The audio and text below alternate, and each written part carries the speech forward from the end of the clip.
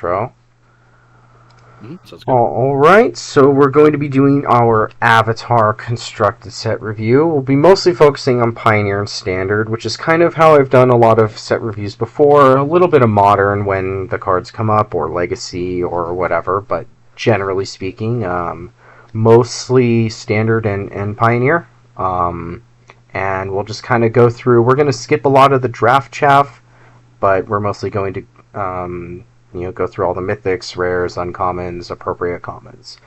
So here we're going to start with Appa Steadfast Guardian, which I have a very high opinion of. Obviously, fairly reminiscent of a card like Restoration Angel, which gets all the boomer Magic players pretty excited for this one. But it has more of a modern twist to it. Less abusable immediately on the turn you play it, but has a lot of interactions that are actually somewhat fairly reminiscent of Yorion or weirdly like the Domain Overlord deck, where you can kind of cheat with some impending permanence, or you can use it with Yorion to just like reset value every turn. Flash protecting your board from board wipes is also probably something we're going to see in both Standard and Pioneer quite a bit. But this one especially feels like it's intended to see play in Standard. But I do think it actually has some pretty crazy curves in Pioneer, where you can play it with Valky, you can play it with Eddie Brock, and it just fits really well into the Rafine Valky Nashi deck, and just having more ways to kind of abuse that is really nice. And obviously it is a Bison, which is irrelevant, but cool creature type. I don't think that being an ally is going to matter outside of like Commander, but this one seems like it's just really pushed, and it's been a while since we've had like a playable like mass blink effect that is kind of like a Yorion, so I'm pretty excited about this one. Yeah, Appa is my early pick for most constructed playable card in the set. Has a lot of playability in a wide range of archetypes. Like we talked about the Overlords, and you get to do things like with blinking and like Yorion type things. But also just like it's a very powerful top end to like the white creature shells, especially the ones that are playing like Ward Under the Inner Sky. Mm-hmm. You get to like protect your creatures from like board wipes or spot removal, but also just like it's a flash flyer that functionally makes another board. So like even just the value of things, I was like, I'll just blink my Spyglass Iron and my 3-1 Inspector, and I'll just put a bunch more permanents in play. Yeah, and it just makes an army on top of what it already does. So I think it's an incredible mix of like Yorion, Restoration Angel, and Extraordinary Journey. Like it does like a million things. It's super flexible. Obviously does the busted things with the Valky and Eddie Brock, but I have super high opinions of this card. I think we're going to be seeing a lot of it. Yeah, I would be pretty happy to play this card in like any of the white creature decks in Standard right now, though they all kind of have life now that Screaming Nemesis is gone. And this card is like, I think it's just like a pretty good payoff. A lot of cards in Standard, like we've seen Pixie decks and stuff too, where like this is kind of just like an insane Pixie.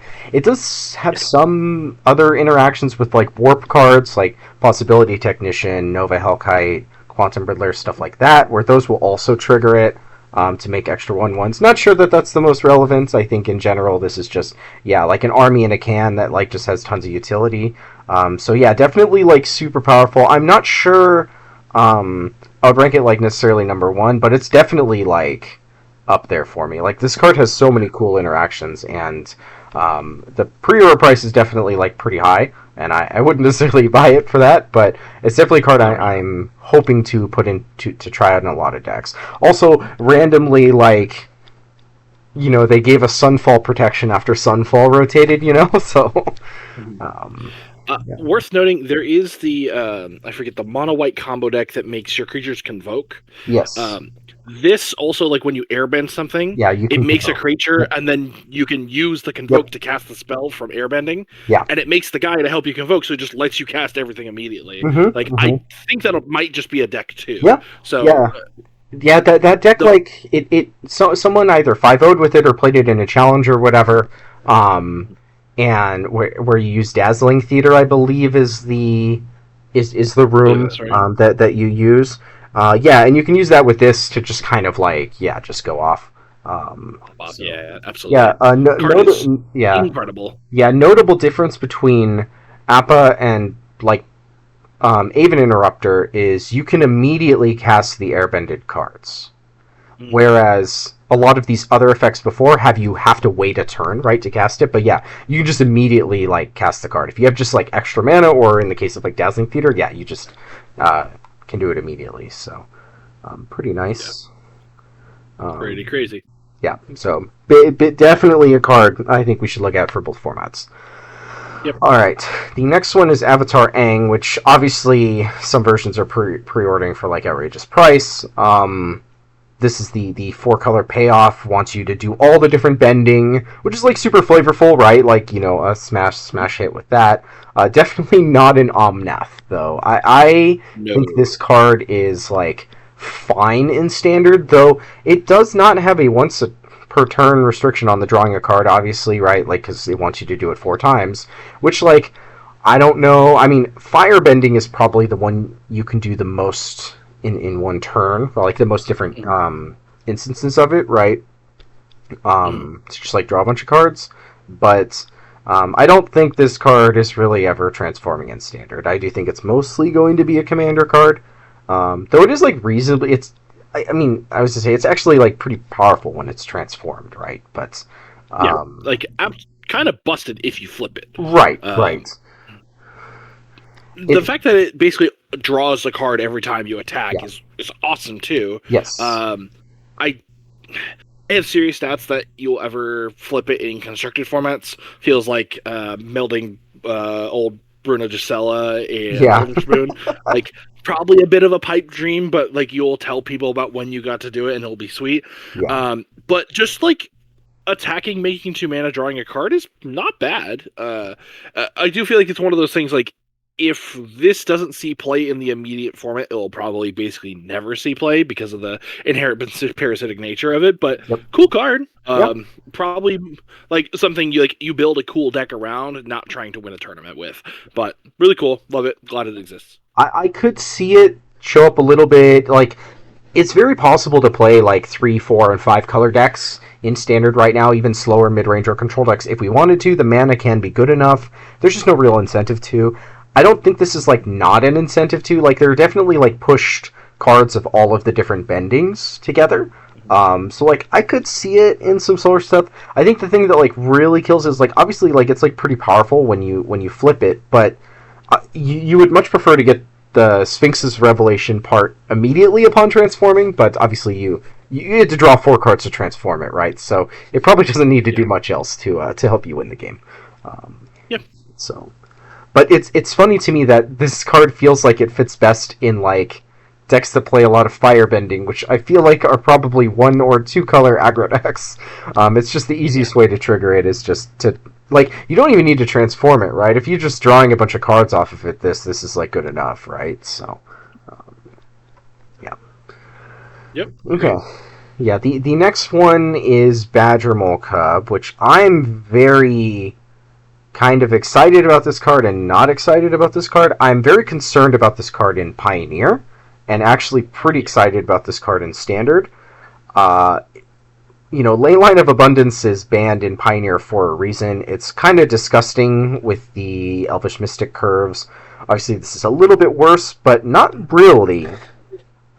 Sometimes Yeah. sometimes it's better, right? Like if you're not trying to immediately like ramp on turn 2 and do a bunch of stuff, this is like much better on the over the later because it also generates a mana dork itself, right? So whereas Leyline of Abundance was just this like always dead card, so I'm a little concerned about it in Pioneer. Though Mono Green arguably could use the help, but that deck is already like pretty close and is tight on slots.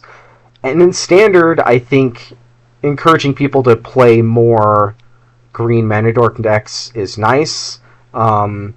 We did see a 5-0 that played Conduit Pylons to turn on the one where you exile a card from graveyard to add 1 mana, Mhm. but this obviously works with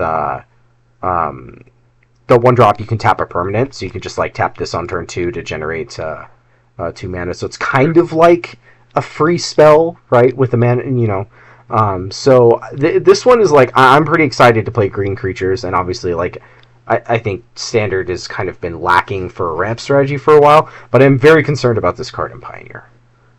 Yeah, I definitely agree with you. Has potential to be a problem in Pioneer. Has the obviously lower nut draws than Leyline, but the turn 3s where you play this on 2 are very Yeah. scary. So that's definitely the concern with it. And it's one of those things where mono green just kind of needs to hit a threshold to be a problem. This is one of those kinds of cards that could potentially bring it there.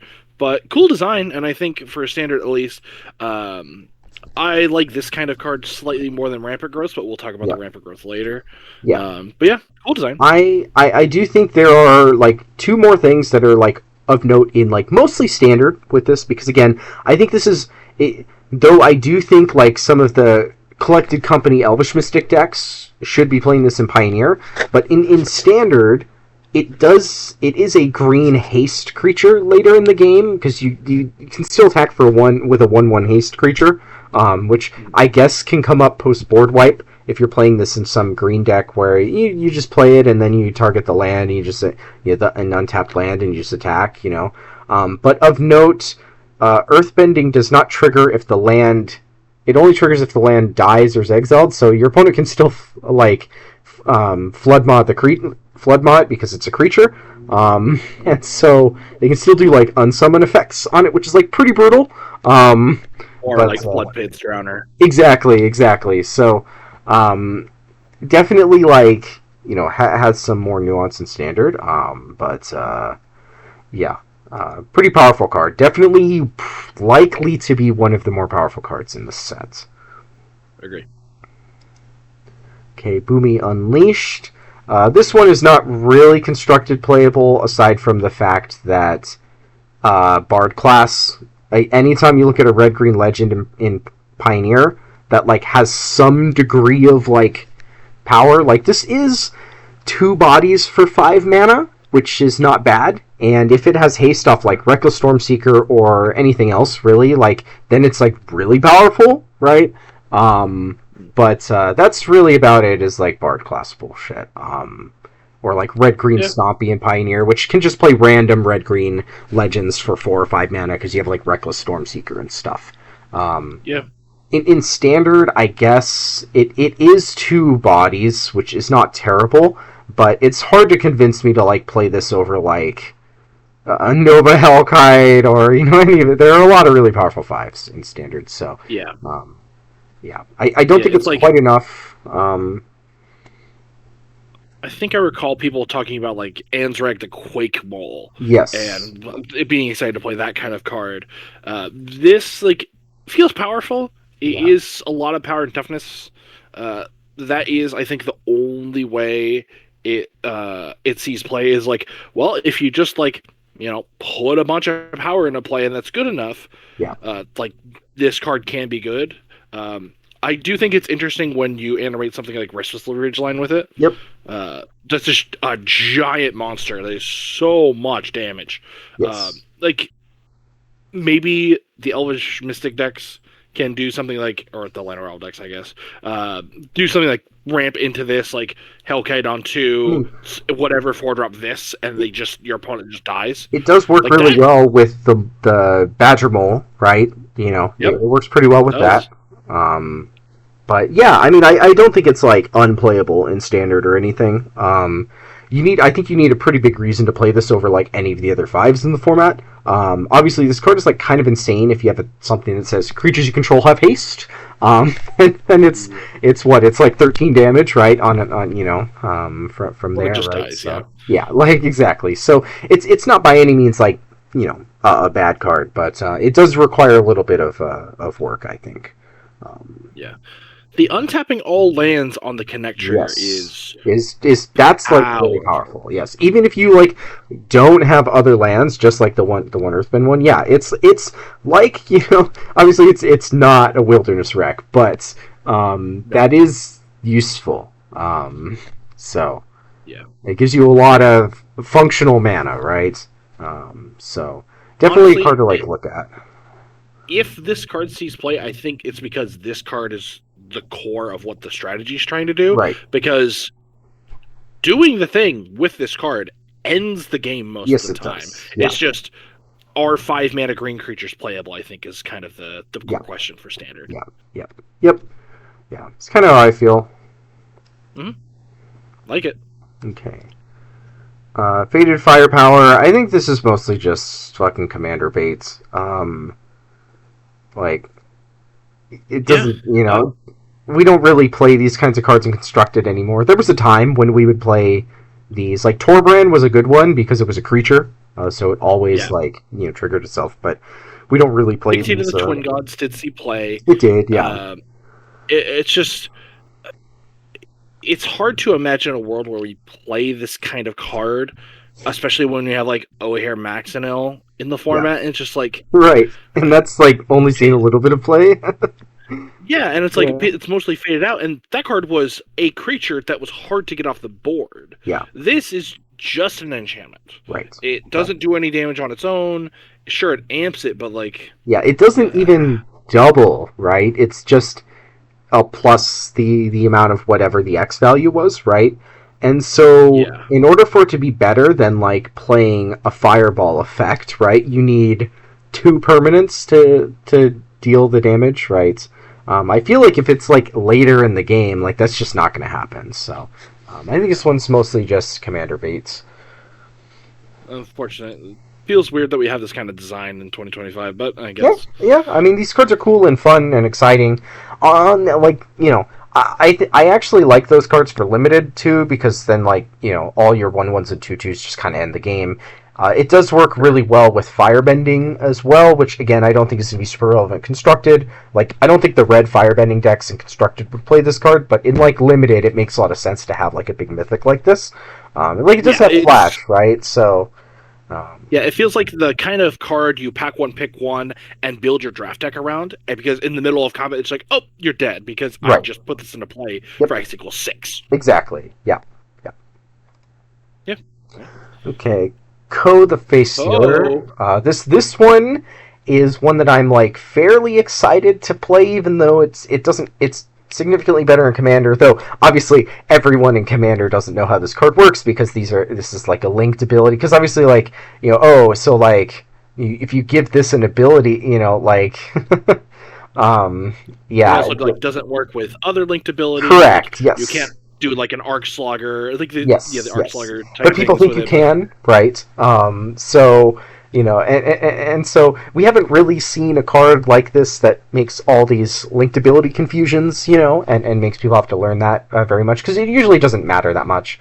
But anyway, like, it's kind of like a Noxious Gearhulk in Standard, but, we're probably far beyond that being playable. Look, Vivi doesn't exist anymore, so I don't know what activated abilities you're going to use with this, and most of the good triggered abilities are going to be Enters the Battlefield triggered abilities, though I could see this in, like, the superior Spider-Man decks in both Standard and Pioneer. Like, you can hit, like, Enduring Curiosity and stuff with it. Obviously, like, your opponent cast an Enduring Curiosity, so they drew some cards, but it's not the end of the world if you, like, exile their Enduring Curiosity and then you have your own. Like, that is a good way to beat that. And then obviously, like, this does work, like, pretty well with the Enduring Cycle, because you can just, like, it also gains the triggered ability, right, of when it dies, so then it just comes back in, which is, like, kind of cool. But so, like, maybe the superior Spider-Man decks play it. I think 6 mana is a lot for Standard, a little bit less for Pioneer, weirdly enough, but definitely a lot for Standard, though it is, like, pretty powerful.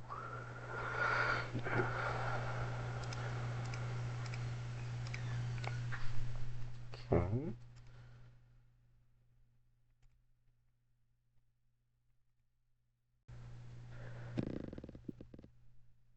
Alright, so now we are on to the rares in Avatar.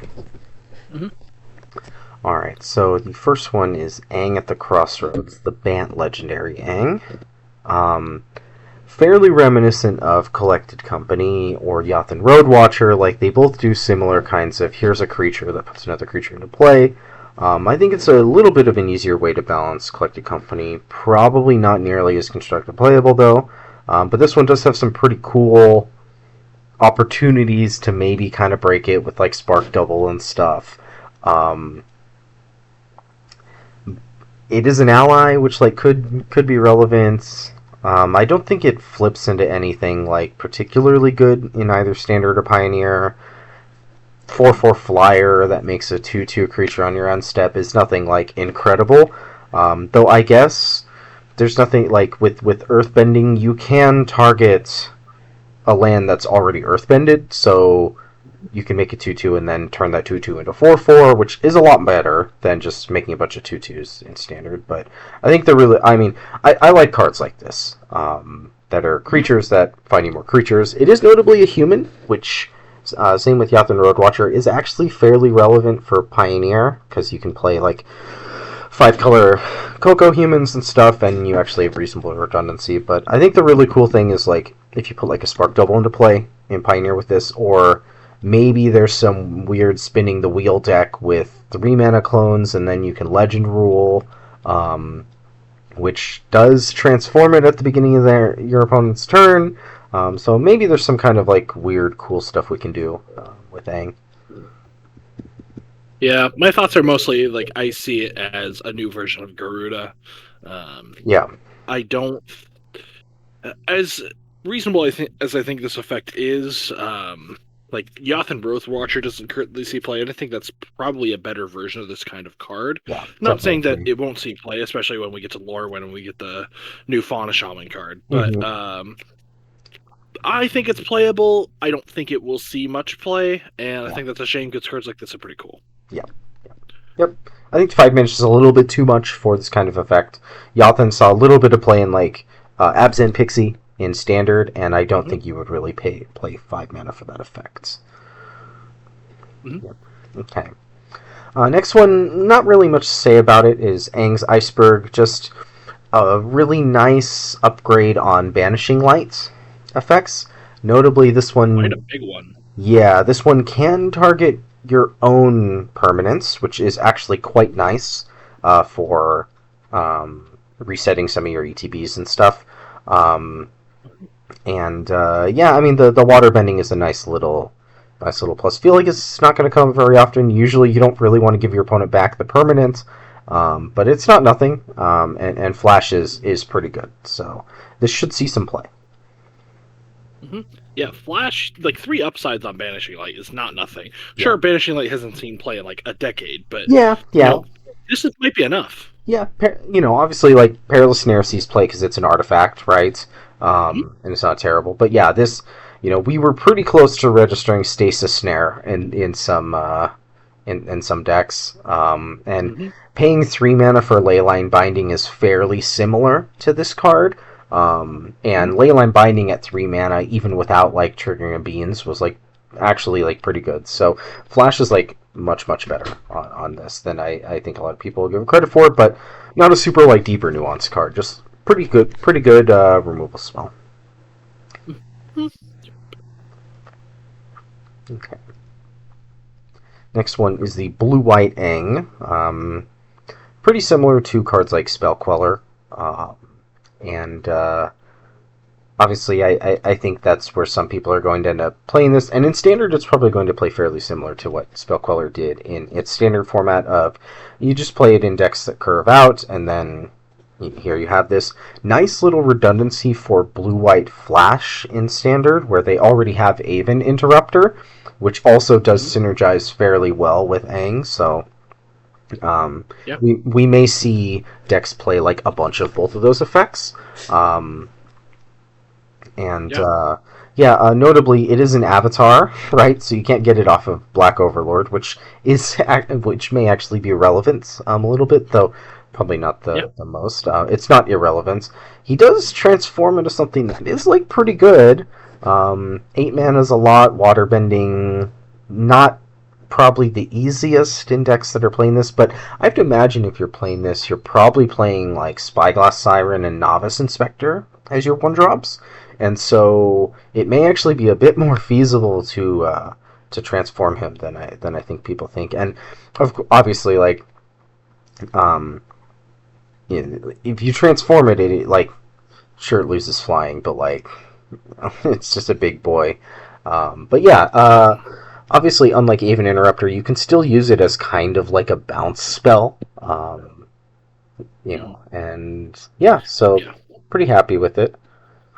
I do like this card for a lot of the reasons that you talk about, but I also like it as just like another pixie. The Mm-hmm. fact that the blue-white pixie variants also just get to play this card for free and just Yes. get to basically play a free spell caller deck is pretty gross. Right. Um, just like blanking a removal spell entirely with this card, just being able to airbend the creature and then just cast it again on the next turn for value, that's really powerful. I think the card's excellent. Set up the dream pixie loop with this and Appa, and you just Yeah. Oh man. yeah, it's almost like they designed the cards to to work together, right? Yeah. Um, Really cool card though. Should see a good amount of play. oh yeah. Also, it is a human for Pioneer, which is very Oh yeah. relevant. So Yes. I mean, Pioneer Blue White Humans has wanted a card like this for a long time. yes, yes, and now they have it. Nice Supreme Verdict. Right? Yeah, because we've played Guardian of Faith before, but it's not great. Of note, because it is airbending, it is worse later in the game than Yeah. Aven Interrupter would be because your opponent can still just recast the spell immediately for paying the two. Mhm. So, but it is like much the same effect and more versatile earlier in the game. It just doesn't scale quite as well. Um, okay. Yep. Agree. Next one is a cycle of lands I'm very excited to play in Pioneer and Standard, and it's Abandoned Air Temple. I've mentioned before how I kind of want Gavany Township lands to be playable Yeah. in Welcome Pioneer, back, Gavany and Township. this one is pretty good. Even if it just enters tapped, like tapping for a color means that you can fit it in more greedy mana bases. This is probably one of the best possible upgrades they ever could have printed for white creature decks in both Standard and Pioneer, which are both fairly lacking at the moment, um, Mhm. but works very well. It's not free because you do need a basic land, and with no fetch lands, you have to play a reasonable count. But if you look at some of the mana bases for Standard, and you look at, like, say, the blue-white Warden of the Inner Sky decks, they usually play a pretty healthy amount of basics. Because you do want your lands to come in untapped, and that's not too bad. Um, Yeah. so I think it'll, obviously later in the game, you probably either want to play this on turn one or like the turn that you're going to be activating it. But yeah, pretty nice for like anything that goes wide. Raise the Past, maybe even like green white decks, that play Elvish Mystics and stuff. Any of the token nonsense. Mono white humans and Pioneer. This is a massive upgrade. Castle Ardenvale we've played in that deck before, and it's actually like fine right now. But you would much rather just have a permanent Sheffet Dunes. Usually, oftentimes, Sheffet Dunes sees play in some Pioneer decks already. So yeah, pretty excited about this. I want to jam these lands into a lot of different decks. I'm much more excited about this cycle of lands than I was with the Tarkir ones, just because I think these just Right. have more powerful activated abilities. Yeah. Right. I think this one in specific is also just quite good. It feels like any deck that's playing white and has one drops will just want to play two or three. Yeah. Card's excellent. Yep. Now, do we want to just talk about the whole cycle while we're here, or do you just want to get to them while No, we I'll arrive? just get to them when we get to them. All right. Agricola? Yeah. Yeah. Next one is the blue one. Another mirror to an old modern land of Desolate Lighthouse, which was very good in its modern format and in its standard format as well. Gavin was a little bit better Literally in the standard, but same cycle, too. yes, yes. But I will say, like, this one, I don't think will have quite the same impact. It's not like you don't want to play as many copies as you would want to for the white one. Like the white one, you can definitely like build your deck around, right? It's a little bit harder to build your deck around this, though. This is a pretty big upgrade for certain decks in both Pioneer and Standard. Um, so we haven't Funny really. enough, Yeah.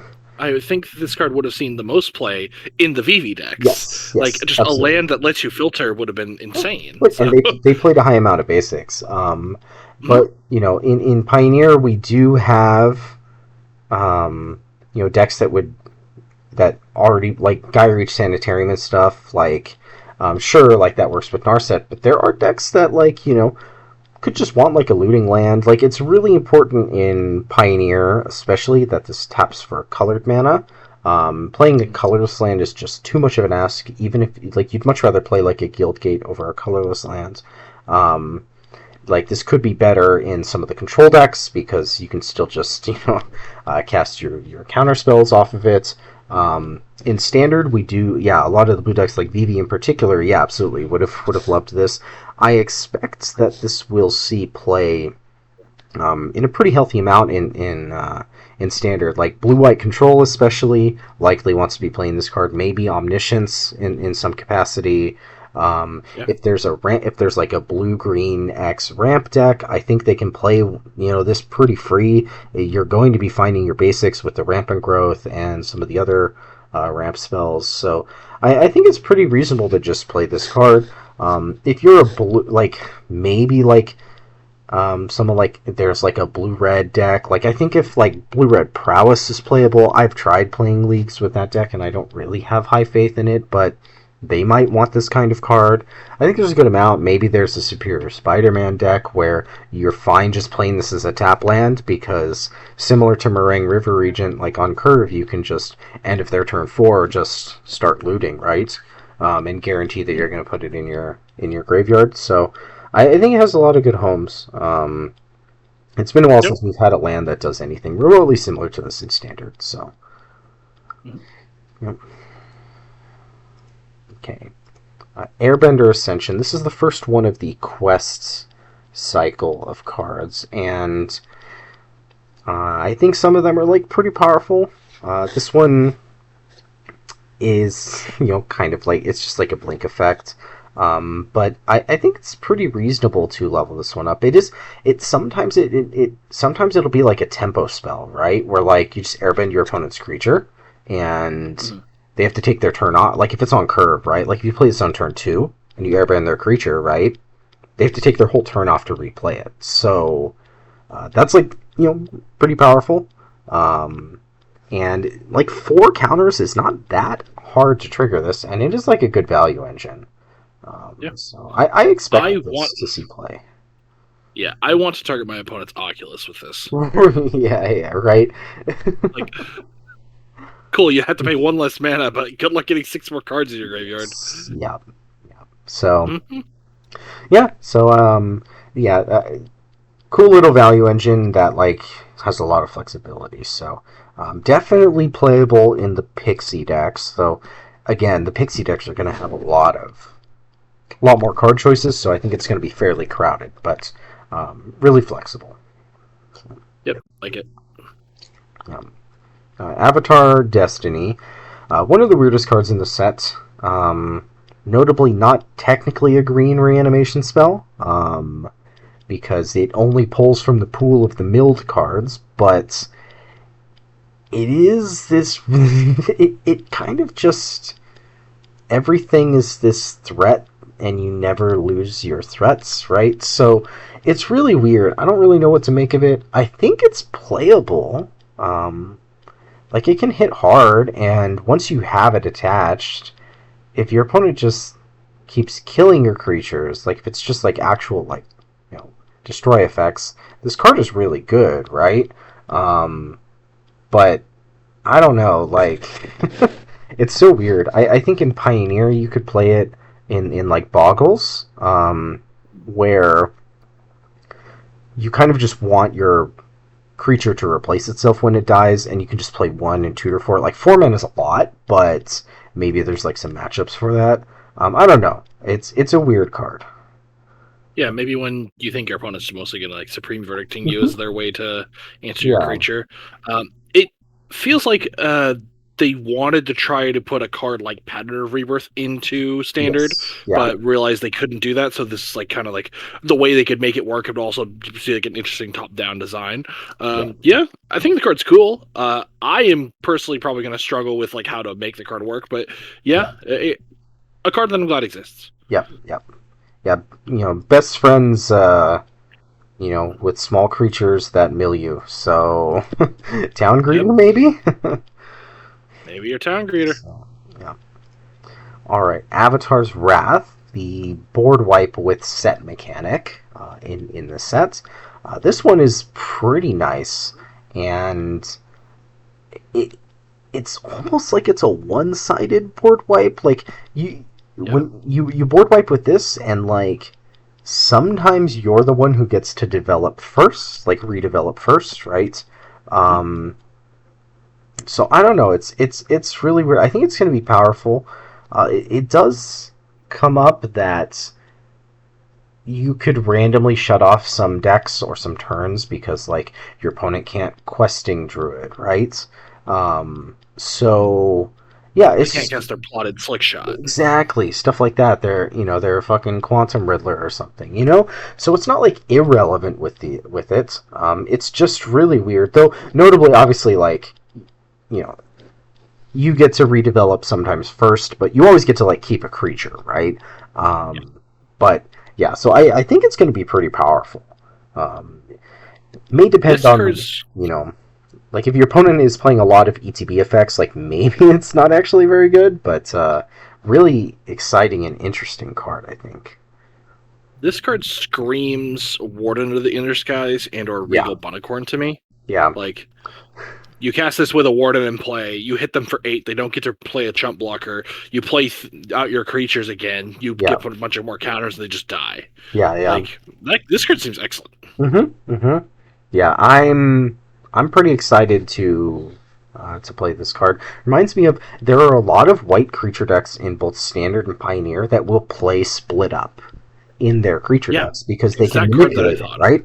Yeah, and so this is fairly similar in that same way. It's also much easier to play. Like it doesn't take like having to plan out your full turn with the Split Up in mind, including your opponent's blocks. Yeah, so you just cast this card and keep your biggest thing. Right. Obviously, yeah. The big thing is like if you just have a big lethal creature, you just cast this and kill your opponent, right? No blockers, So which is really cool. So hello, Sheltered by Ghosts. Yep. Card is very good. I'm very happy with it. All right. Azula Cunning Usurper. Yeah, this one is like a combination of like Gaunty and the Sholdred from March of the Machine, where your opponent would like sack like a non-token, right? Except like as long as you control Azula, you get to cast the card. So, maybe some kind of like hostage taker-esque effect. 5 mana is a lot for Standard and Pioneer, though we have seen these types of like 2-for-1 creatures sometimes, be good enough. I don't really expect this to see much play, but I could see a world in which like G-Rare plays like 1 in the board or something. Yep. Yeah, maybe there's like a like white overlord decks that they just play this. It's like, all right, I'm gonna kill your white overlord. I'm gonna take like a counter spell out of your graveyard, and you're gonna be basically locked out of the game. Yeah, if you don't kill this, I'm just going to cast, whatever I got, right? So, So yeah, maybe. Yeah.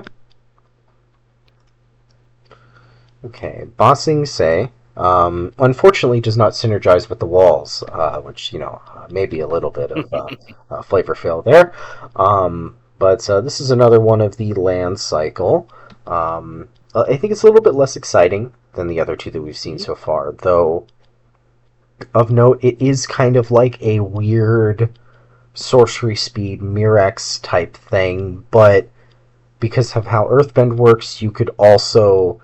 It is kind of like a burn spell in the super late game, right? Like, here's my 2/2 haste creature that I'm threatening you with every turn, which is pretty unique as far as, like, green cards go. Like, we haven't really seen that effect before. And that's, like, kind of exciting, I think. And it does still get through big board states, right? Because you can just target the same land again.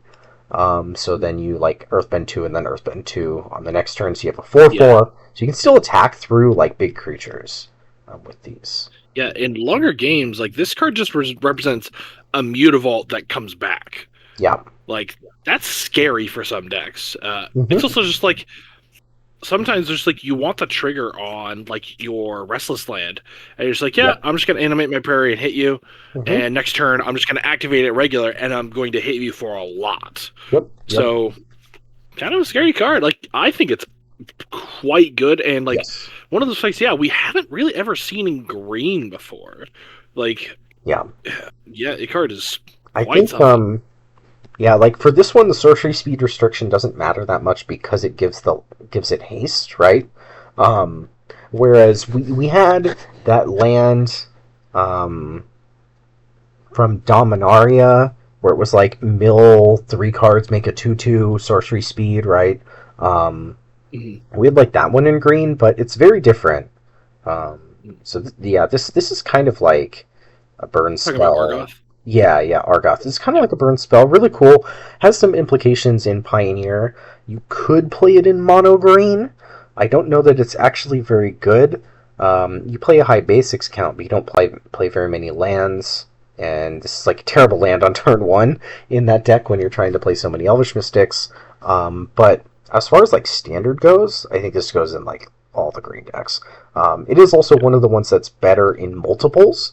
Like, drawing and Yeah. discarding is fine in multiples, but it doesn't scale nearly as well in multiples as getting free value off of the lands. There's definitely Yeah. diminishing Either returns on extra looting effects, right? Because you never go up a card. Um, but yeah, the fact this, that like, this could yeah, just like attack through a bunch of 1/1s or your yeah, 3/3 if you have multiples is just kind of crazy. yes, yeah. And the white one is a little bit too expensive on activation costs to like ever activate two, but this is a lot Yeah. more feasible, right? Like you could feasibly activate two of these in turn. Now it's kind of the same, but because you can target the same land multiple times, it actually like makes it like a mana cheaper, right, to activate two of them. So, um, you know, yeah, I think this card is going to kind of surprise some people with how good it'll be. Mhm. Yep. Unfortunately, landfall now has a card that bypasses kill spells, so they can just play That's this. yeah. They So just play two of the, and then the hard for the control decks to win a lot of the time. yeah. So Beifong's Bounty Hunters. I don't really have much to say about this other than that there are some infinite combos with this in Pioneer um, and stuff. So maybe even Standard there might be as well. Because it says non-land creature, right? Um, so there's just like I saw some like combos posted online with it, but they're not very good because this card is like 4 mana. So Yeah. yeah, yep, Hmm. yeah. Boiling Rock Rider, one of our ally payoffs from the set. Certainly a weird one. I didn't really expect an ally graveyard matters payoff card, but I don't hate it. In Pioneer, there's not like a ton of allies that are playable from like um, prior sets, but there's not like zero. Probably the most implications in Commander though, but you really only need a few allies in your deck in Standard, I think, for this card to be playable, right? Um, like, it is main deckable Graveyard Hates. It doesn't do nothing the turn it comes into play. You can still, like, tap it to exile a card from Graveyard. Not always relevant, but. Um, and we have seen a few other playable allies in the set, so being able to, like, kind of reanimate one is, fairly relevant, I think. Um, but really, really weird card. Hopefully, they give us more allies in some other sets, and then I think this is like significantly better. Um, Hmm. Yeah, I was just saying about it. yeah. Okay, Day of Black Sun. Um, one of our black board wipes in in the set. It is funny that this is a black board wipe that is actually very good against Heartfire Hero, which is now gone. Yeah.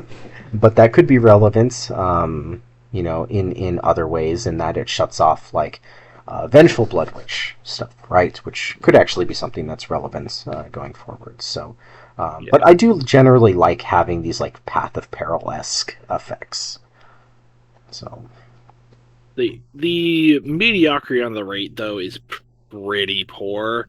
Like to yeah, kill 2 drops, you have to cast it for 4, Mana. and you're never Yes, killing like a 4 drop with it. right. So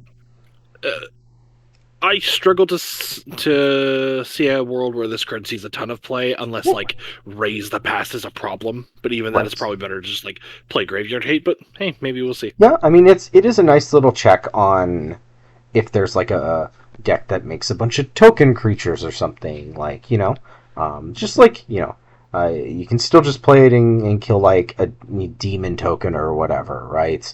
But yeah, in general, I do think of note that this is good versus the Greenland, right? It's good versus Earthbending because it's going to blow up lands. Sure, they keep the lands, but they lose the creature part, and I think that's what matters a lot of times.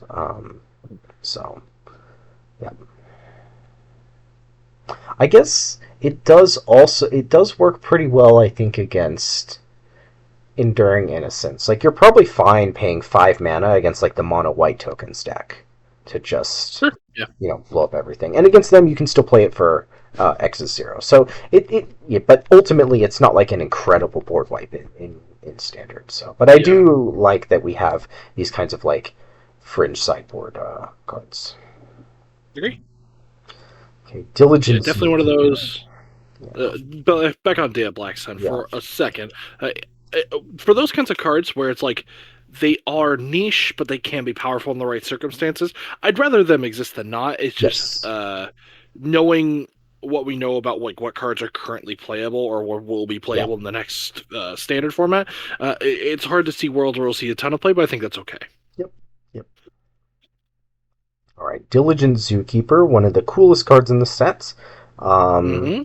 I did not really bother to look at what you can do with this in Pioneer and Standard, but there are a few creatures with like that are not humans with like 2 to 3 creature types. So, how much does this have to pump up your board for it to be a playable card in the current standard format? Probably +2/+2 to every creature, and then it's pretty good. So I think one of the decks that could play this in Pioneer as a real thing is the party decks because of things like Tajuru Stalwart. yeah. That thing is 5 creature types. Yeah. So it's like a 2-mana 7/7 with this. Mm-hmm. That's not nothing. Yeah. Also, like some of the other like blue and black creatures are usually like not humans, so you can shoehorn that in. As the more memey answer, we now have another copy of Embiggen for the Brushwag combo deck in Legacy, where you give a Blighted Agent a bunch of different creature types, and then you kill your opponents. So that one's a little wild. Yeah. So a lot of interesting applications. So certainly something that I think is worth looking at. Unfortunately, does not work with Mutavault, though that's probably for the best.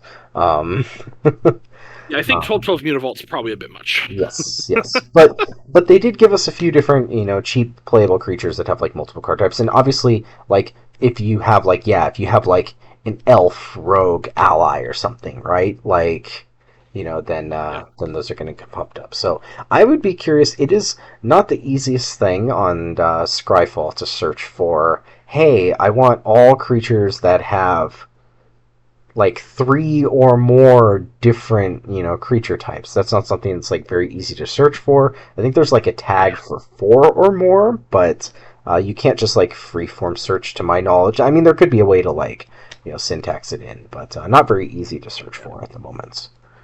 Yeah, but really cool. It's also nice because like it is pretty easy to find the things that aren't human. So it's like, I think the syntax could probably work. If someone sees this post and is like has the Scryfall syntax knowledge, Yeah. but go ahead and reply with that because I kind of personally want to see what I can find with this in Yeah, Pioneer. I know there's specifically like when Embiggen came out, they added like a tag for four or more creature types. So like there's a very convenient tag for like four or more, but searching for like three, I think you have to like custom syntax it. Yeah, Um, yeah. 2G Paragon's the only one that really comes to mind that's yeah, relevant. yeah. All right, so Earthbender Ascension, another one of those like cards where like Earthbend is kind of like for free on the card, which is like really cool. But this is the Green Quest card. I don't think it's nearly as interesting or as powerful as the white one. It's kind of just like here's a ramp creature is basically what it Yeah, is, right? Um, and then you get counters from landfall. Cool, right? yeah, Um, but I do think it's pretty powerful as like a ramp card, right? Like yeah. 3 mana 2/2 tapped creature that like ramps you is totally reasonable. But not like incredible, but like totally reasonable. So I could see it in the future rampant growth ramped standard decks. This could be like a potent sideboard card, especially against yeah, the control decks, where it's like, yeah, here's my thing. It's like you don't want the kill spells against me, and you need the kill spells for this kind of card. yeah. Maybe it's something I like that. think I think probably the best home for it is like we finally have a card I think that makes Bristly Bill good in the landfall decks. Like this is Sure, that's like probably best better. buds with Bristly Bill, because it also like you play Bristly Bill, you play your land, you play this, and then next Yeah. turn your land puts you at 5, right? So which is like a key number. So and in that deck it is pretty easy to turn on the quest again. Like it is like kind of slow, but I think with Bristly Bill, like that curve is like pretty good. So maybe maybe we just have a bunch of landfall cards from the set. So Yeah. Yeah, the build decks do make sense. Doing Zazzes and Hydra things does yep, seem appealing with that kind of card. yep. All right, Earthen Ally is the next one. Basically, an ally's payoff. I don't think there's really anything else to really say about it.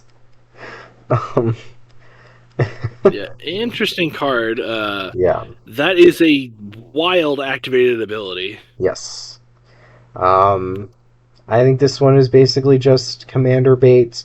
I don't think we have quite enough allies in Pioneer to really make it work yet. Maybe in standard we do have like a good amount in this set. So like maybe like how many allies do you need for this to be good? Like you need one other color than green, right? Because it counts itself, right? So um, Or like you just it's put in Leyline of the Guild Pact, it's a 1 sure, mana 5/2. sure, right? Yeah. But I don't know that a 1 mana 5/2 would be good if I had to have a ley line in play for it. Sure. But I mean, yeah. it's possible there's a deck that wants to be like a 5-color aggro deck and then Hmm. play this kind of card. Hmm. That's the only real way I could see it Yeah, being playable. yeah. Cool card though. But yeah. As is, I don't think you need to do a ton of work. Like green white is the allies combination for this set. There are allies in all the colors, but green white, I believe, has like ally like payoffs and stuff. So really, if you just play a white ally, like 1 mana 2/2 is like pretty good, in green anyway. So not too much work, I think, to make this playable. But again, like to be really good, dedicated 5-color allies seems like a bit of a stretch. Mm-hmm. Okay. Earth King's Lieutenant. This is one of the aforementioned green-white allies payoffs. This one is pretty good. It is a Thalia's Lieutenant, which is traditionally a fairly powerful aggressive card again. Kind of just, I think, depends on what the quality of our allies are. Yeah. Trample is a very big keyword for this Yes. kind of card as well. Absolutely, yes. But Um, yeah, but we've seen a lot of cards like this in Standard before, so... I also think, like you talked about before, where we really do kind of want more allies in the future if we're going Yeah. to see this kind of deck be playable. We are getting at least one from Lorwyn. We know we're getting at least one changeling. That is true. So, Lorwyn should give us a few more changelings, presumably. So, something to keep note of. Alright. Next card is Elemental Teachings, another one of our lessons. This one is fairly similar to Realms Uncharted. Obviously, way more mana. Probably severely limits its ability to see play in any sort of constructed formats. But it does put the lands onto the battlefield, so it is always ramping you 2 lands. Assuming you search for 4 lands, right? It's always ramping you 2, so I think like this could maybe find some kind of fringe home in Standard. In Pioneer, even though it's a lesson, I think it has basically no shots. Yeah, I do think the idea for this in Standard, in my mind, is probably in we've put together a Teamer ramp deck that is like a Mechans survey Mechan deck. I think this could be like a reasonable 5-drop ramp spell that you would curve into. You would untap and then you play your Mechan. Yeah, the fact that it just like always ramps you your 3rd and 4th best lands is kind of neat. Yeah. You can get like a surveil land and a value land type thing, or 2 surveil lands. Yeah, definitely applicable. It's one of those, if rampant growth decks are good, this card is on the table, but if they're not, this card probably won't see everything play ever. Yep. I'm definitely very interested in trying out and testing Survey Mechan decks. They were almost good enough to justify playing in the VV metagame. They couldn't really ever beat Screaming Nemesis. That was the only problem card for the red decks for them, was Screaming Nemesis. But aside from Nemesis, you had a reasonable plan against Mono Red, even against Sunspine Links. And VV was not like unwinnable, but a little tough. So now that those are gone, I didn't hate the ramp decks against Dimir. Like, Dimir didn't play quite enough. Like, they had like Tishana's Tidebinders and stuff, but you know, they don't have enough answers to like Urenis and Survey Mechans and stuff. So definitely something I'm going to try. Love it. Alright. So the next one is Firebender Ascension. This is the red quest card, and this one is maybe one of the better ones. It's similar to the green one, just instantly gives you a creature, which already like makes it like pretty good. And the creature, of course, triggers it. This one also has a card in Standard currently, Windcrag Siege, that actually, works fairly well with firebending. So you end up getting 2 firebending triggers off of Windcrag Siege. So you can actually like take this up fairly quickly. Windcrag Siege also just like a card to look out for if there's a lot of cheap firebending cards, which I think there's a good amount of cheap firebending cards. You still need something to do with all that mana, but definitely a card to look out for. So yeah, the fact that it also just works with cards like Hired Claw, I see a lot of appeal with it. Like, that's just a good card. Fire Claw into Windcrag Siege. Like, yeah, that's not a bad goldfish. Yeah, absolutely. Alright, next one is Firebending Student, one of my least favorite Magic cards of all time. I dislike these kinds of cards. I'm very glad Monstrous Rage does not exist with this. What an incredibly trivial turn 3, as if this card wasn't trivial to kill on turn 3 anyway, with like the amount of 3 power pump spells that we have for 1 mana. Now, obviously, it's a fairly fragile creature, like all of the Leyline Red deck creatures, and it doesn't have haste or anything, but pretty easy to play this, and if your opponent doesn't have a kill spell, like they're like a green aggro deck or something, or maybe they just have like an awkward tap land start, you can kind of just kill your opponent very easily. Is it Bulk Up is the one that doubles a creature's power? Yep. So you can just go like 3rd land, cast a pump, like attack with this, cast a pump spell, cast a Bulk Up, like flashback your Bulk Up. Yeah, just go like pump spell, Bulk Up, attack, flashback your Bulk Up. They die every time. Yeah, and that's not really magical Christmas land. There's tons of 1 mana pump spells that are actually like pretty good in the Standard format, at least in terms of pushing damage. So it's just you need to have this in the Bulk Up. Like, that's not that much to ask for. So. Not to mention the fact that like you basically have the same curve with Slick Shot. Right. Slick Shot goes, cast it, one pump, and now it's 6, now you bulk up, now it's 8 and 16, they die. Yeah. Like, it's the same curve. And it's just like, I. The fact that they're pushing this kind of like red combo prowess, like goldfish combos, like, I don't get it. Yeah, I Look, mean, I know people. some people like that stuff, like the ley lines and stuff. I personally would rather play against like traditional types of mono red. I think it's a little more interesting. Um, Yeah. I think it's cool when the leyline decks can exist. I dislike having a critical mass of that effect. Maybe this card is like fine because it like doesn't have haste or whatever. Um, Sure. but it does seem like a similar issue I had with a card like Illuminator Virtuoso, which is just, I feel like it just doesn't really contribute to fun games on either side. Maybe it does, like the person playing it, because you do something like so powerful and stuff and just like kills your opponent so quick, but it makes it like very uninteresting from a strategy perspective, right? Because you see a card like this and you're like, oh, well, I kind of have to kill this, right? Yeah. Whereas something like Slick Shot, you don't necessarily have to kill, right? You can block it, it doesn't like double, very quickly. Like obviously like this doesn't double on its own, but it gives you so much mana from like pump spells, right? That even if you don't have bulk up and you don't have leyline, if you just like play this and like Wild Ride it. right, you just attack and you play and you dump your hand of pump spells, right? So you could just kill your opponent, like turn 3, they tap out like for rampant growth or whatever, and then you just kill them. Yeah. Which I dislike that kind of thing can exist, but some people like it. So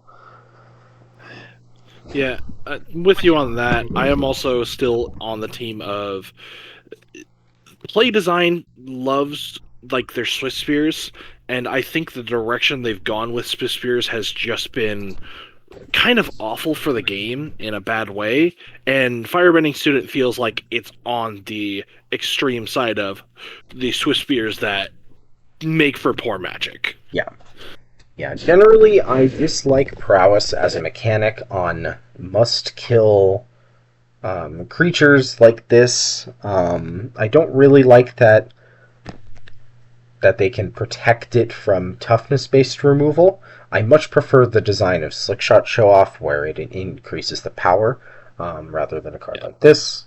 Yes, so they have to play a specific type of card Yes. to protect it rather than just like any spell. Uh-huh.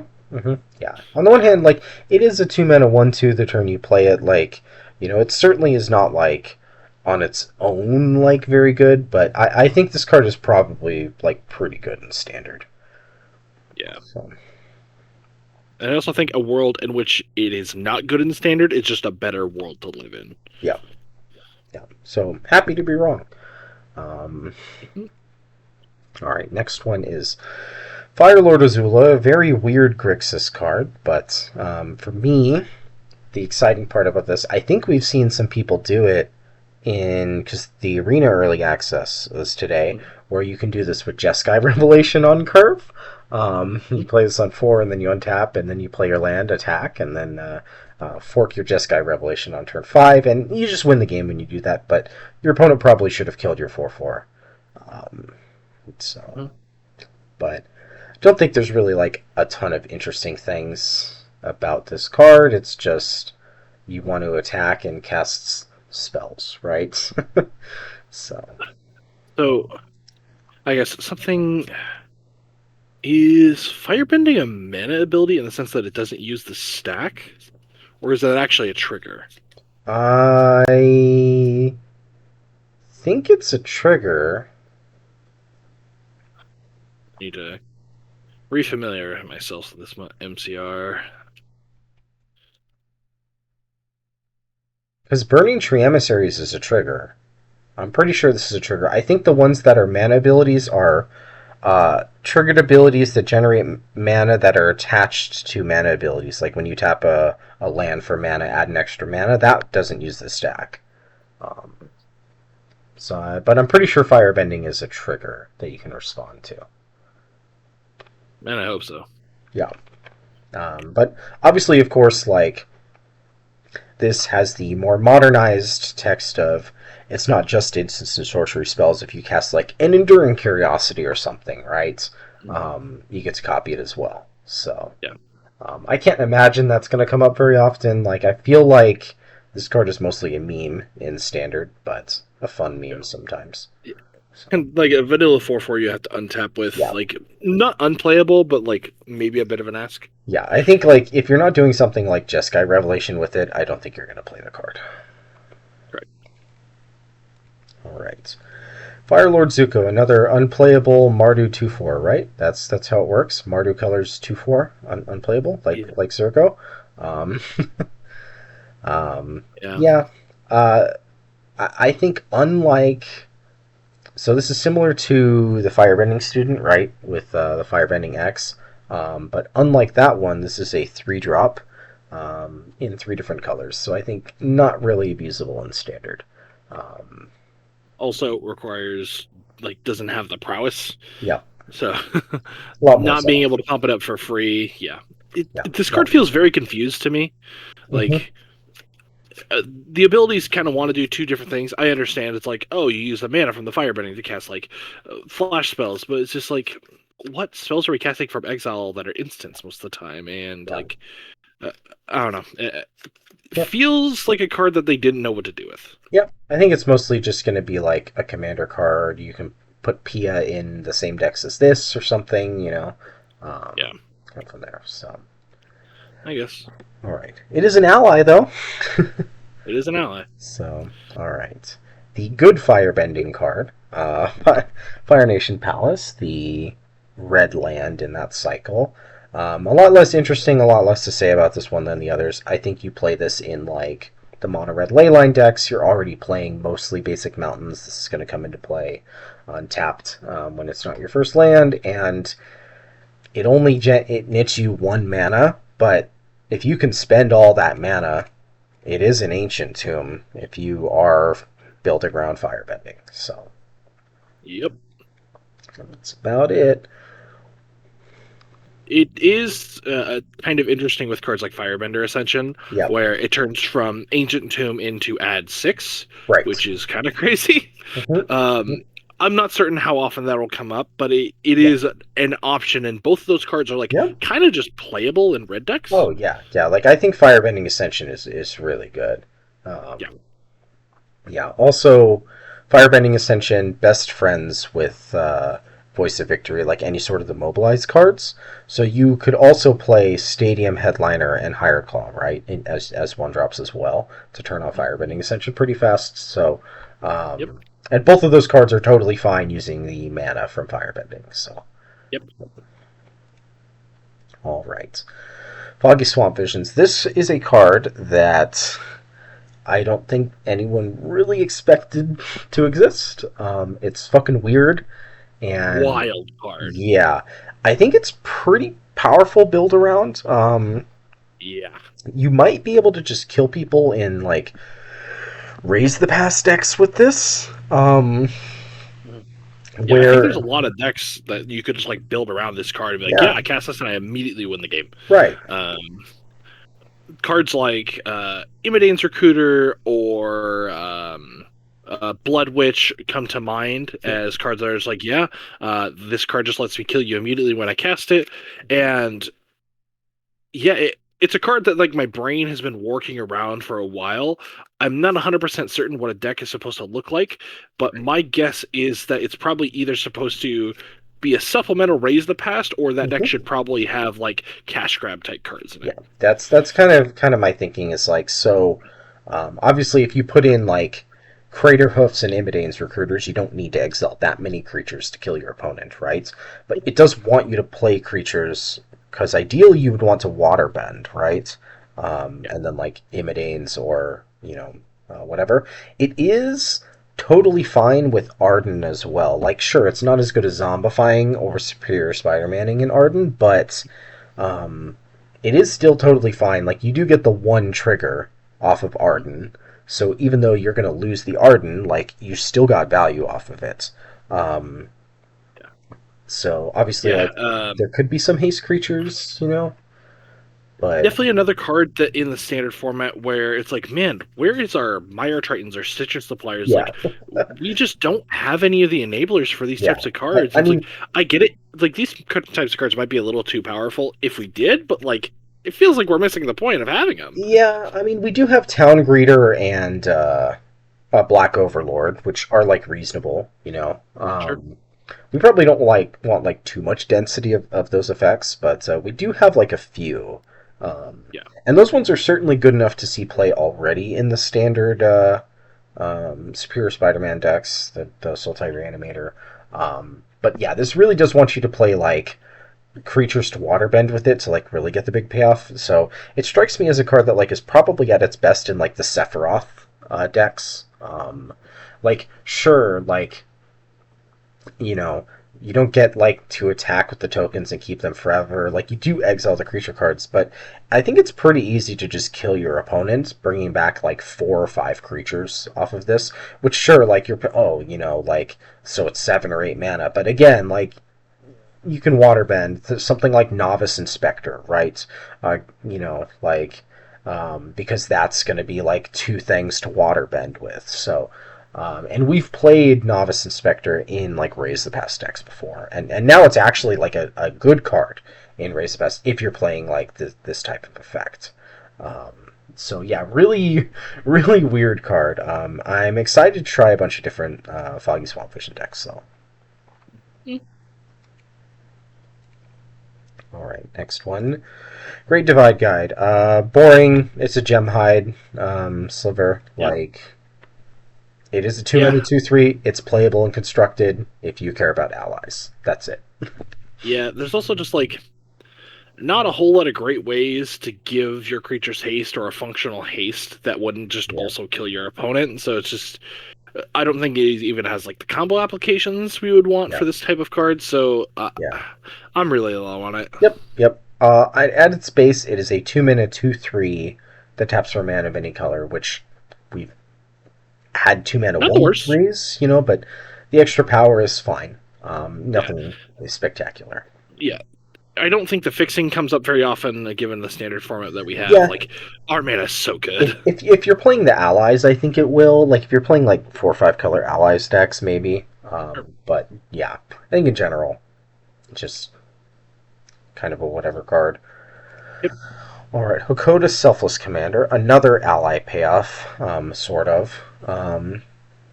This one is usually the effects. These types of effects are like pretty good. We don't typically see them on white creatures very often, so. Yep. If you're playing allies, you're probably playing this card in constructed. It protects against board wipes and like helps you win combats. It has like good stats, and it's like a future sight. So, you know, just if you're going to play allies, I don't think it's an incentive on its own to play allies. Same with like the green rare we just talked about. But we have already seen like if you play all the green white rare ally payoff cards. I don't think that's like a terrible deck. So, because they all are like totally fine on rate. So, Yeah. So I think it's I'm like gonna a say, tier 2 deck maybe. yeah, 4 mana 3/5 is not a stat line we have seen anytime recently. Yeah, It's it kind of does. a weird Yeah, stat line. notably does line up quite well against a lot of other 4 drops in the format. Blocks Enduring Yeah. Curiosity. Yeah. So, Yeah. yeah. So. So like you look at these, there might be like in our Earth's King Lieutenant and Earth and Ally and stuff. There might be a green white allies deck. Like you probably splash a couple off color allies. Like you can play Katara, right? You could just play that off like Cavern of Souls type lands and stuff. So Yeah. Plus, we have the new Sliver Hive, Jasmine Yeah. Dragon Tea Shop. yeah, Like, yep, yeah. It's definitely going to be like green white base, and like you can play Aang. Like you can play the band one, I guess, too. The blue white one for sure. So like I think there's like enough playable cards for it. I don't think it'll be like tier 1 or anything, but could be like a solid deck, like Lizards was. Mhm. All right. Iroh Grand Lotus, genuinely one of the only cards I have not read from this from this set before. I saw that it was like a 6 mana 5/5 teamer card, and basically would not expect any 6 mana 5/5 teamer card to see play in Yeah, constructed. yeah.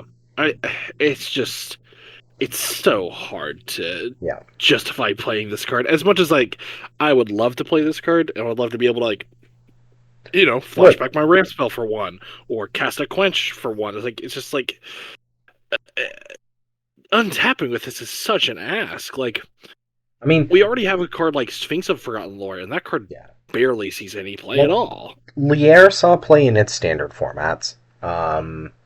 And this is 1 mana more. If you're casting lessons, it is like technically cheaper, right? You get like a rebate and stuff, but generally, I think 6 is just a little bit too much for this. Yeah. At Also, 5 mana, Lier would be fine. Yeah. The Lear text, like negating all the negates and counter spells that Right, people would right. want to play Was against very you, like was relevant. Yeah, relevant. yeah, yeah, But absolutely. yeah, sad that it probably doesn't see play. Yeah, yeah. Iroh Tea Master. I'm in for playing this card immediately because it's a Boros card that gives you a food token, So I think that's pretty cool already.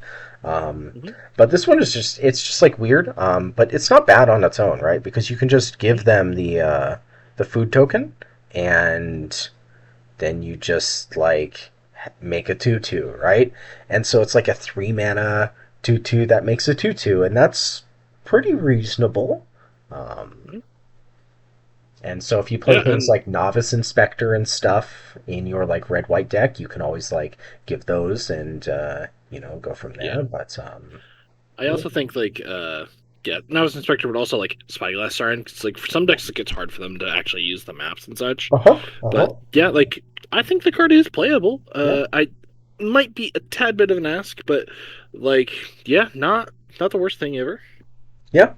Um, yeah. So again, if there's like a red white tokensy deck, we've seen like Boros Convoke in prior standard formats. Obviously, we don't have like Night Air Nebios or Gleeful Demolition anymore, but you could totally see like red white go wide, right? So yep. All right, Jasmine Dragon Tea Shop, just the ally land. Nothing really. It's Yep, just if it's you're playing Sliverhive, allies. and Yep, they just changed the creature type on it. yep. And Katara, similar thing. Not really much to talk about. If you're playing allies, this is good. This is a good incentive to try and play allies as well. So Yeah, like being able to double up on your lieutenant, it's like that's the kind of thing you'd want to mm-hmm, do. mm-hmm, So yeah, yep. not unreasonable. All right, Katara, Water Tribe's Hope. Um, we have our really expensive to activate mirror entity type thing. Waterbend X is like actually kind of cool with this type of effect, but ultimately, I think this is just like a commander card. I think this card's also just like a limited bomb and a Oh, half. oh, yeah, Just like yeah, mirror entity that comes with an extra creature and will minimum make everything a 6/6. yeah, That's just gross. yep, yep, yeah. Because like, yeah, it does like make a token, so it is kind of like you know, able to. If you ever untap with it, right, you just. I come for 12 at the worst. Yeah, yeah, yeah. That's So, just gross. yeah, but I think in like constructed, not quite. Just a little bit too slow. Yeah, maybe at the one of as a top end of the Sure. ally In decks, but allies, that's sure. probably it. Yeah, yeah. All right, my Scornful Striker. So first off, this is a black ally that is actually reasonable to play in the 5-color allies deck in standard, because you're playing it almost exclusively creatures, right? But also, what a black Eidolon. I am very excited to Yeah. play this card in Pioneer and Standard. I don't think it's actually very good against like Arclight Phoenix, like the cantrip decks, but it is much better as like just an Eidolon of here's this creature that hits you for 2 when it attacks, and then when you cast a kill spell on it, you take 2. So Yep. yeah. Like you have to kind of seam rip it on site. I see Mm-hmm. this card seeing a ton of play in your constructed formats. Yep. I think it could go as deep as modern. I think like just this kind of effect is powerful, Mhm. there would be particular decks that would want to cast it. But if you're in the business of killing your opponent, business is booming with this card. Oh yeah. All right. Momo Friendly Flyer. One of my favorite cards from this set. Really cool, nice white mana ramp creature, but only for creatures with flying. Um, yeah, if you're going to be playing a bunch of flying creatures, play this card. I think it has Pioneer applications where blue-white spirits might move away from some of the spirit synergies of like rattle chains and stuff and just go back to playing blue-white flyers because there's plenty of blue-white flyers payoffs in Pioneer. Just the spirits payoffs were a little bit better, but this and the new blue-white Aang is a reason to just Yeah, shift away towards normal flying synergies. yeah. Things like Watcher of the Spheres and Sovereign in the Mm-hmm. Skies. Mm-hmm. Yeah. The card is Yeah. interesting. People were talking about like this on one into Riddler Splash Portal type Yep. things. I was like, Yep. that's a powerful curve. Mm-hmm. Like, Mm-hmm. it's not nothing. And it's like, if there is a blue-white Flyers deck in Yeah. Standard, this is your I mean, incentive. This is I a powerful I card. think we will see that because another thing you can do with this, you can play this on one. You just play Clearing and Conquer on two is also totally reasonable. Attack for two, Yeah. right? You know, What a zoo curve. yeah, yeah. So Yeah, and then it's like that deck just like gets to play Quantum Riddler just cause, yeah, and like you get to play the disruptive blue cards and the powerful white cards. Like, yeah, I'm in for it. mm-hmm. Yeah. Not the most flying payoffs in Standard, but there are a couple. So Yeah, maybe we'll see more in the future sets anyway. yeah, like Enduring Curiosity. Oh God. It's a flying payoff. All right, Obsessive Pursuit. This is a very weird card. Um, I don't really know what I think about it. It's not a Bitter Blossom. It's definitely not a Bitter Blossom. It's not quite a Or a Phyrexian Arena Phyrexian Arena. either. It does help you water bend sometimes, which could be relevant, I guess. Um, Yeah. but the secondary effect is pretty cool in like any sort of aristocrats decks or whatever, and it does Yeah. give you the life back every turn, right? Like if you're able to craft a clue every turn and attack with a creature, this card is really good, right? Um, but you do need to like Yeah. do work to like give the life link, but like you get the life back in terms of like bonus damage, right? Like so one life for a Yeah. counter is like actually like a pretty reasonable rate, right? So even if you just like sack the clue, it's like you're coming ahead in the exchange, but it's just a weird card. I don't really know where it would fit home. Like you can't play too many non-creatures in like the Raise the Pass Bartolome type decks. Um, I Yeah. guess where it's kind of cool is if you play. Um, there's the creature that you can warp from the graveyard for paying 2 life, right? Yeah. Yeah, and you can play that with like a free sack outlet and Mm. hit your 3 there, right?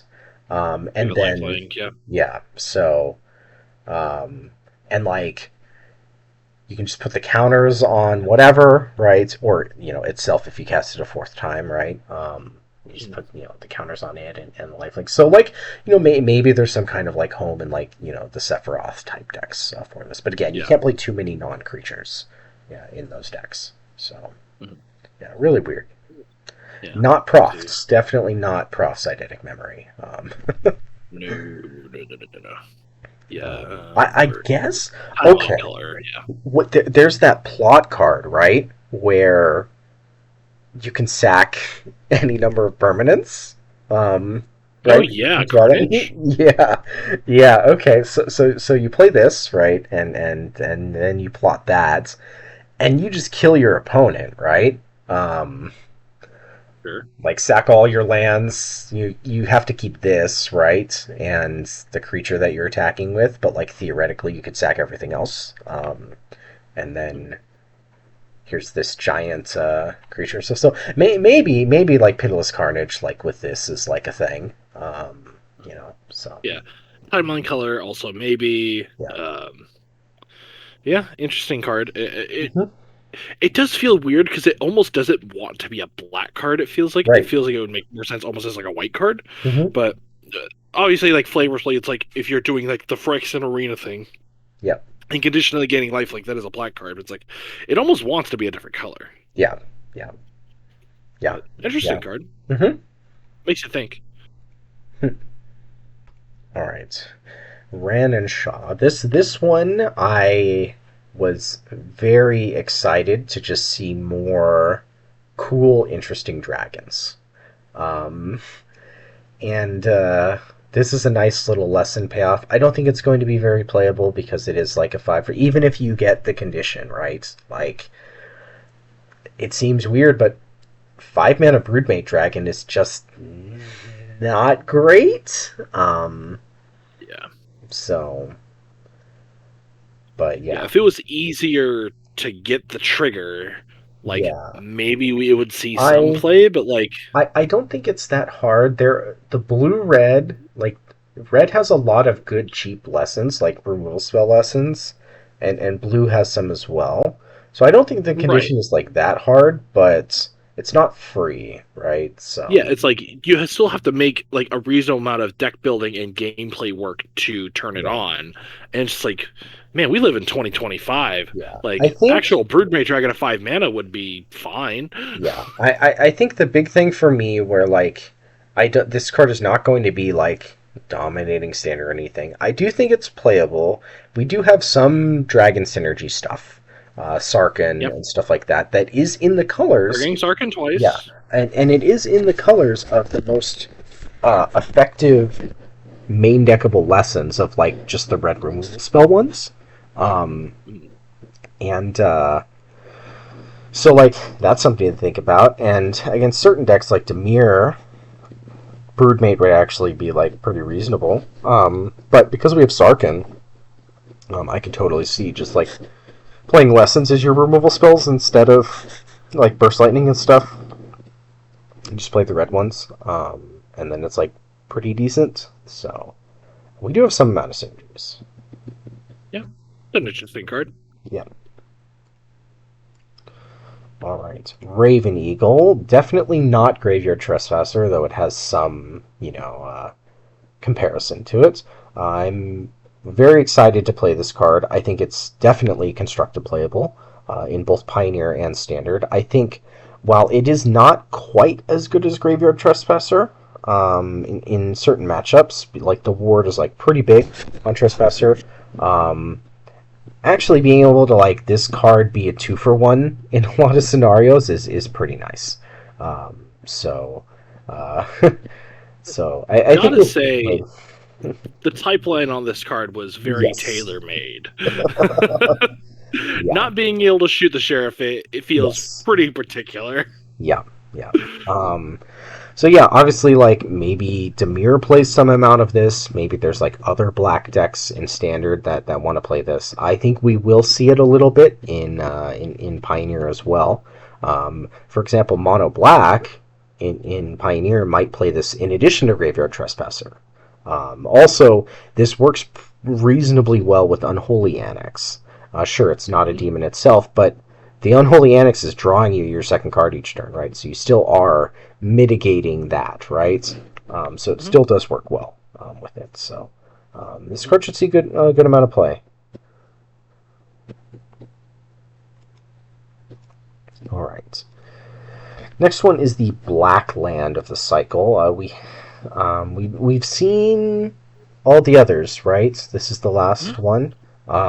Yes. And so this one is fairly reminiscent of other types of lands, Murex, Castle Ardenvale, things of that nature. It's actually fairly similar to the green one as well, just a little bit different. So just makes unblockable tokens. So it is, end of your opponent's turn, you make a 1/1, you can attack them for 1. Your opponent's just going to take 1 damage every turn for the rest of the game, presumably, and then 2, and then 3. So very interesting that it's in black, but yeah, Yeah. just a decent utility land. Yeah. Pairs very well with Enduring Curiosity. Phoenix Fleet. Yeah. With Phoenix Fleet Warship mostly. Yeah. Just like having a land that makes a thing that crews the thing to Hmm. block.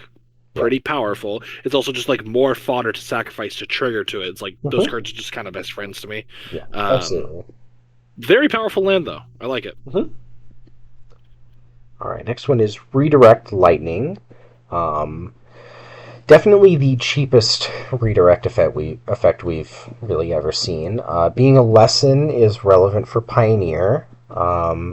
Again, like not a lot of phenomenal learn cards, but enough that are playable. That I can see it. But just a really interesting, weird card. Um, Yeah. It, this card seems like to have one of the highest ceilings in the set though. oh yeah. Like, holy moly! Just like 1 mana red negate Yep. is pretty disgusting. Yeah. Uh, Counters removal spells almost every time. Uh, People are playing it in modern already, and it's like talking about it in like Boros Energy, just being able to like negate solitude effects or just blowing up a consign I or mean, any sort of yeah, it, triggers. it counters counter spells, right? So It's disgusting. yeah, yeah, Like it does everything. yeah. It does carry a steep cost, right?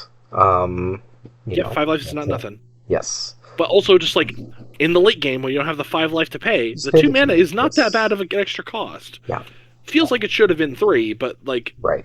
man, this card is pushed Yeah. Yeah. Absolutely. because like you can just put it in your deck. Yep. Yep.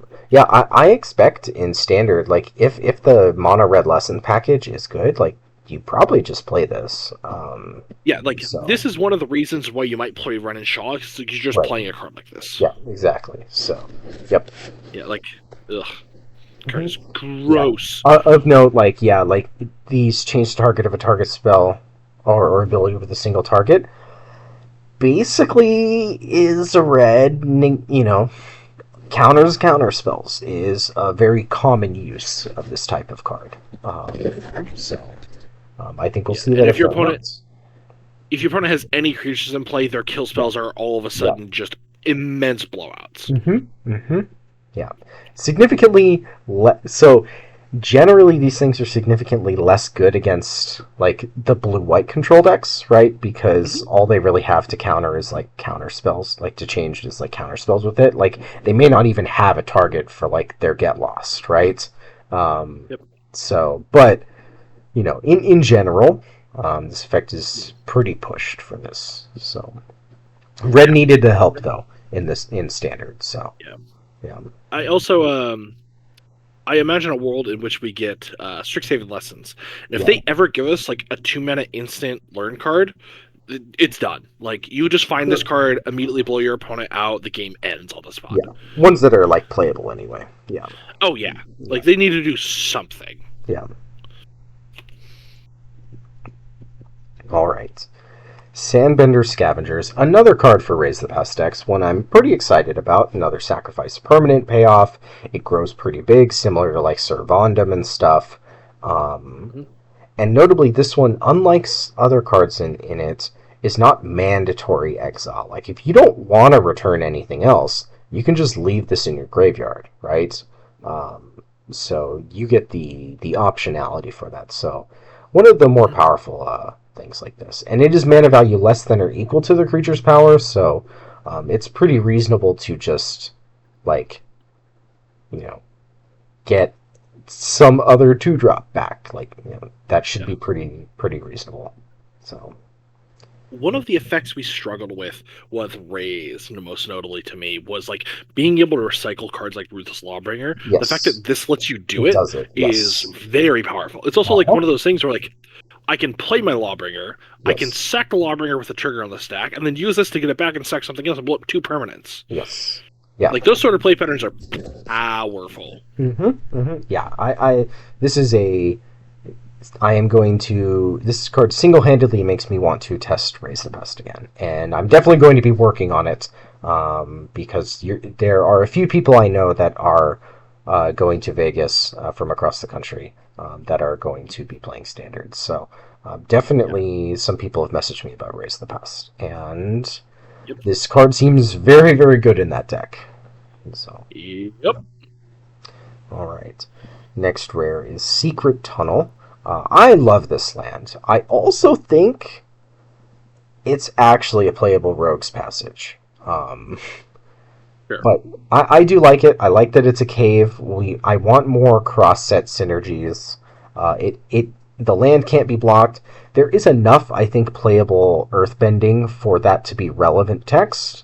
Yeah. We also, because it's a cave, there is a one card combo, quote unquote, with is it Cosmium Confluence, where Yep. you can search for this and then put counters on it. Now it comes in tapped, but we live in a world with spelunking, right? If you Yep. just go turn 3 spelunking, turn 4 land Cosmium Confluence, you just attack with a 6/6 unblockable, right?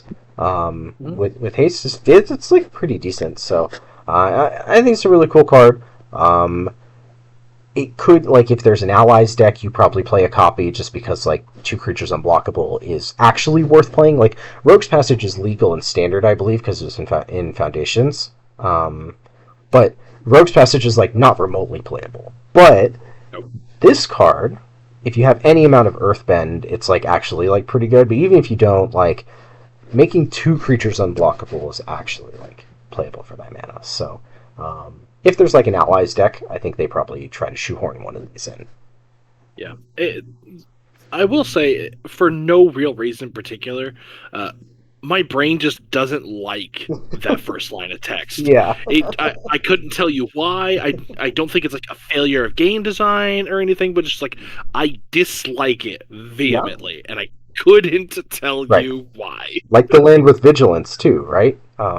Yeah, it's just like I dislike seeing that sort of line, and then no power and toughness box. Right. Right.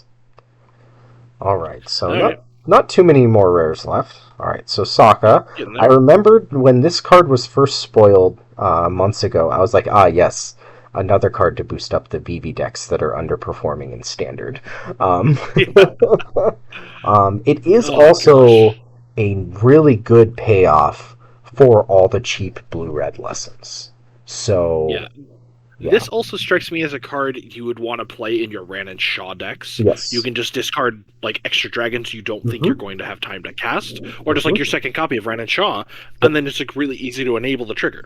Yeah, absolutely. I think this card will see a good amount of play in Standard. Sure, we took a big Yep. blow to Blue Red recently, and I know it's been a while since Blue Red has been playable in Standard. But and we're all clamoring for more, draw two, discard two, or discard two, draw two effects. World does not have enough Tursas in Standard, right?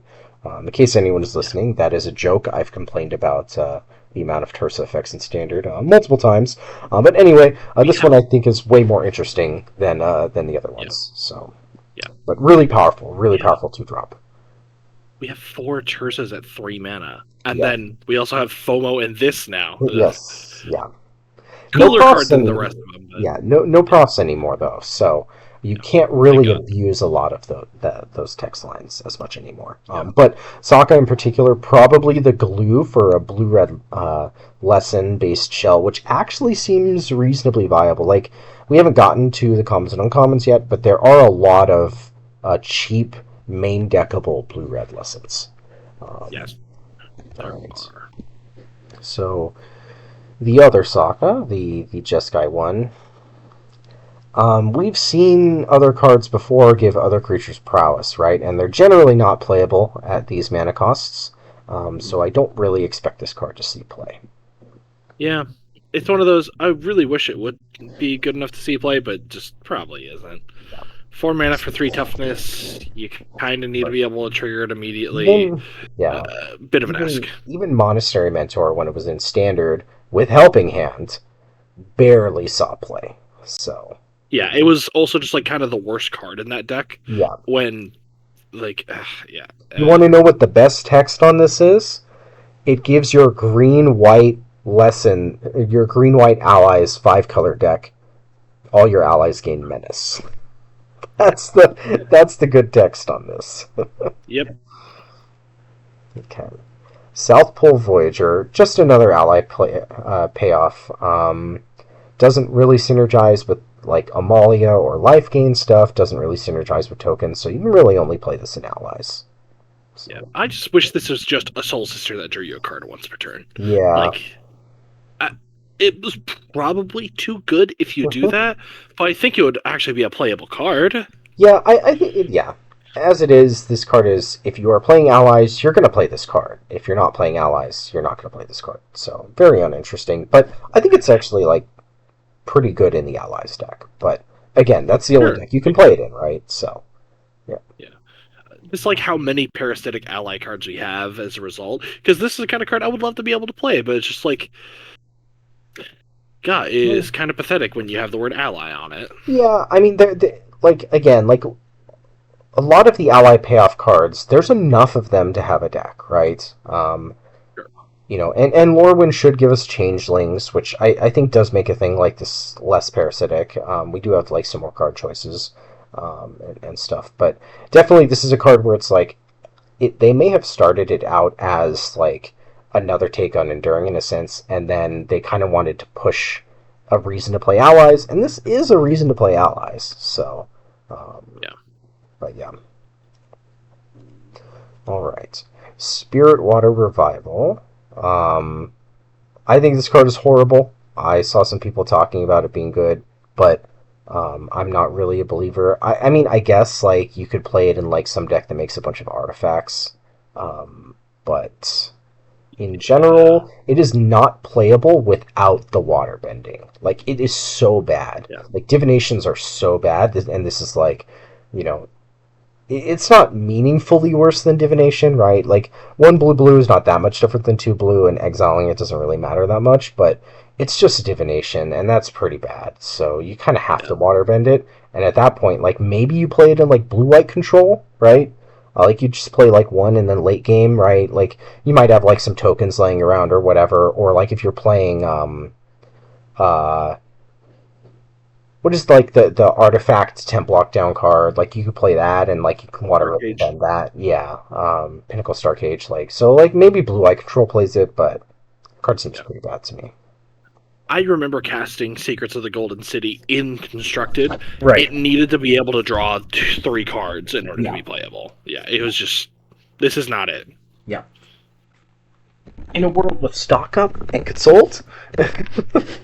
We are absolutely lame for effective card draw cards. I mean, this will not see play. Again, I think blue-white control, like not Jeskai, not Esper, just straight blue-white probably plays one. Like I think it's probably correct to play one copy. Because that deck can have a problem with running out of cards. You can't keep omening Meringue River Regents. So shuffling in and getting back your stuff could be a thing that Blue White has wanted at times. Yeah. So like I think if you're playing just Blue White, you maybe play one.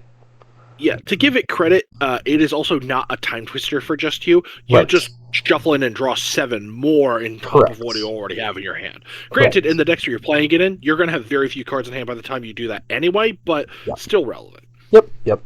Yeah, and again, any like random artifact, utility artifacts you have, like Pinnacle Star Cages and stuff, will reduce the cost of it. So there may be a deck out there that actually it's like pretty good in, but I think you would have to be milking the water bending for that to be the case. Which again, not saying can't exist. Like we have things like Novice Inspector and Spyglass Siren and stuff like that. So maybe in a world where like post Elspeth, you have like 4 tokens in play. You're just like, well, I don't think attacking my opponent for 4 is this good, so I'm just going to take 4 off of the discount on this. Yeah, so, that's probably fine. Yeah, it is good in that capacity. Like something I also thought about is obviously like Blue White Control usually plays like a bunch of white overlords and stuff. Like there's not like no ways to enable it, but it could be something you play in like your Regal Bunnicorn deck or something, so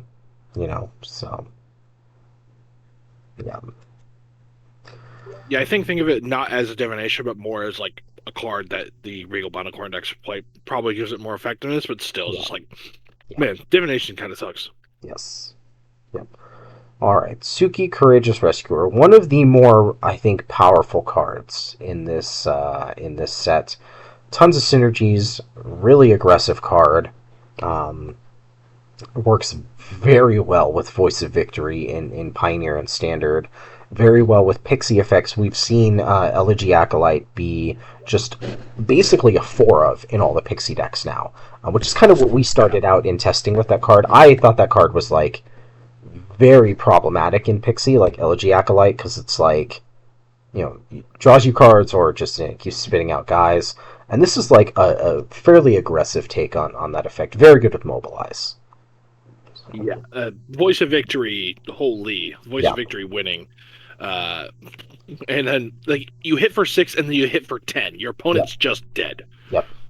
Notably, this is also an ally, and it is an ally Hmm. that pumps up the rest of your team. So definitely another.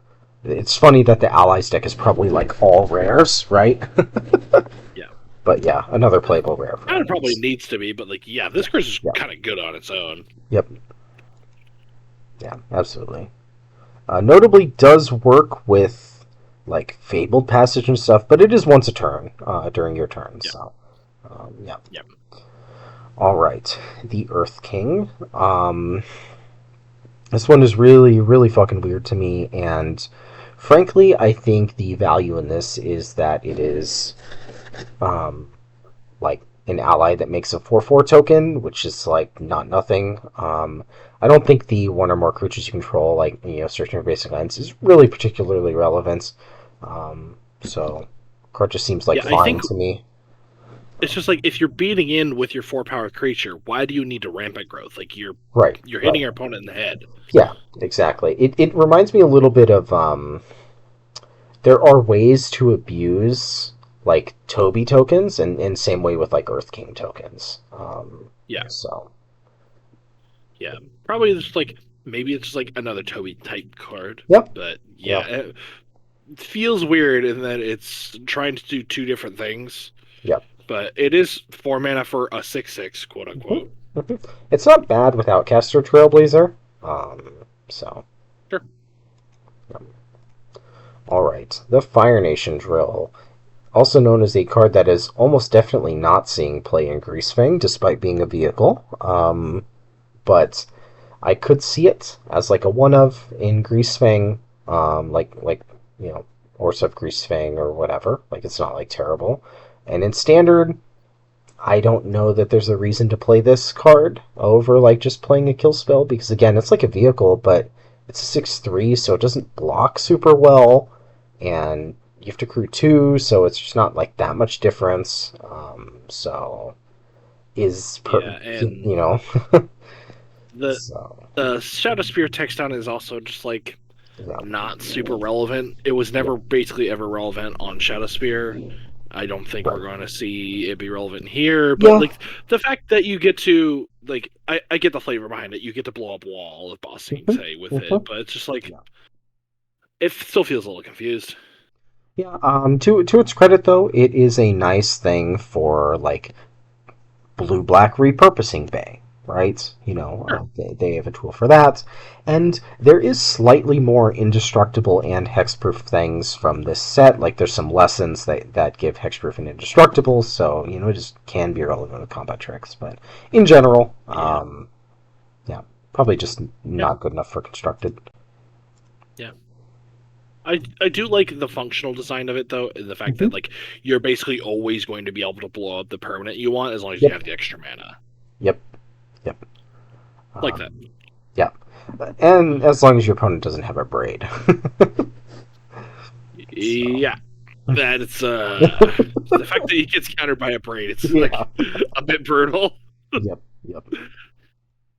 All right. The last Agni Kai, another really fucking weird card, but just a generic removal spell. So just kind of weird that like here's this mana you get from it if excess damage. So yeah, pretty unique. I don't think that really makes the card better though. No. Okay. It, yeah, it's I find it hard to try and use this card. Like, Yeah. not all your opponents are going to even have creatures, so it's like It's relying on it to make me meta is like it's kind of weird. fighting. Yeah, it's fighting, not biting. So you Yeah, do lose your creature if it's like a slick shot or something. So. Yeah. Yeah. At that point, you had a 5-power Slickshot. Why Right. weren't you just killing your opponent? Like, Exactly. Yeah. Yeah. So, not like terrible. Like these cards have sometimes been good, but yeah. All right. The Lion Turtle. Uro is back. oh, I love this card. Uro, it is not. But No, not at all. yeah. Look, I just want to cast this in my green shell decks. Yes. It's a giant donkey. It triggers everything. It taps for mana and gives you back into the game. Yeah. Like, Yeah. love it, love it, love it, Yeah. love it. No, I think it's a great design, and 3 lessons with what we've seen is not that bad. But yeah, No, best friends with Green Shell. So, yep, yep. yep, absolutely. All right. The Mechanist Aerial Artisan. Typically, cards like this have sometimes seen play in Standard before. Making Clue is much worse than making like a Thopter or a Servo token, but it's still like totally fine. Though we do currently have a card that kind of does something similar that doesn't really see play. This does give you create like a 3/1 flyer, you know, but I don't really expect this to be very good. I guess maybe the best home for this is actually in like the opt sleight of hand decks, where in grindy games, but you're already generally good at grinding with those decks. Like you have stock up and or Yeah, consult and stuff, so not really sure where this finds a home.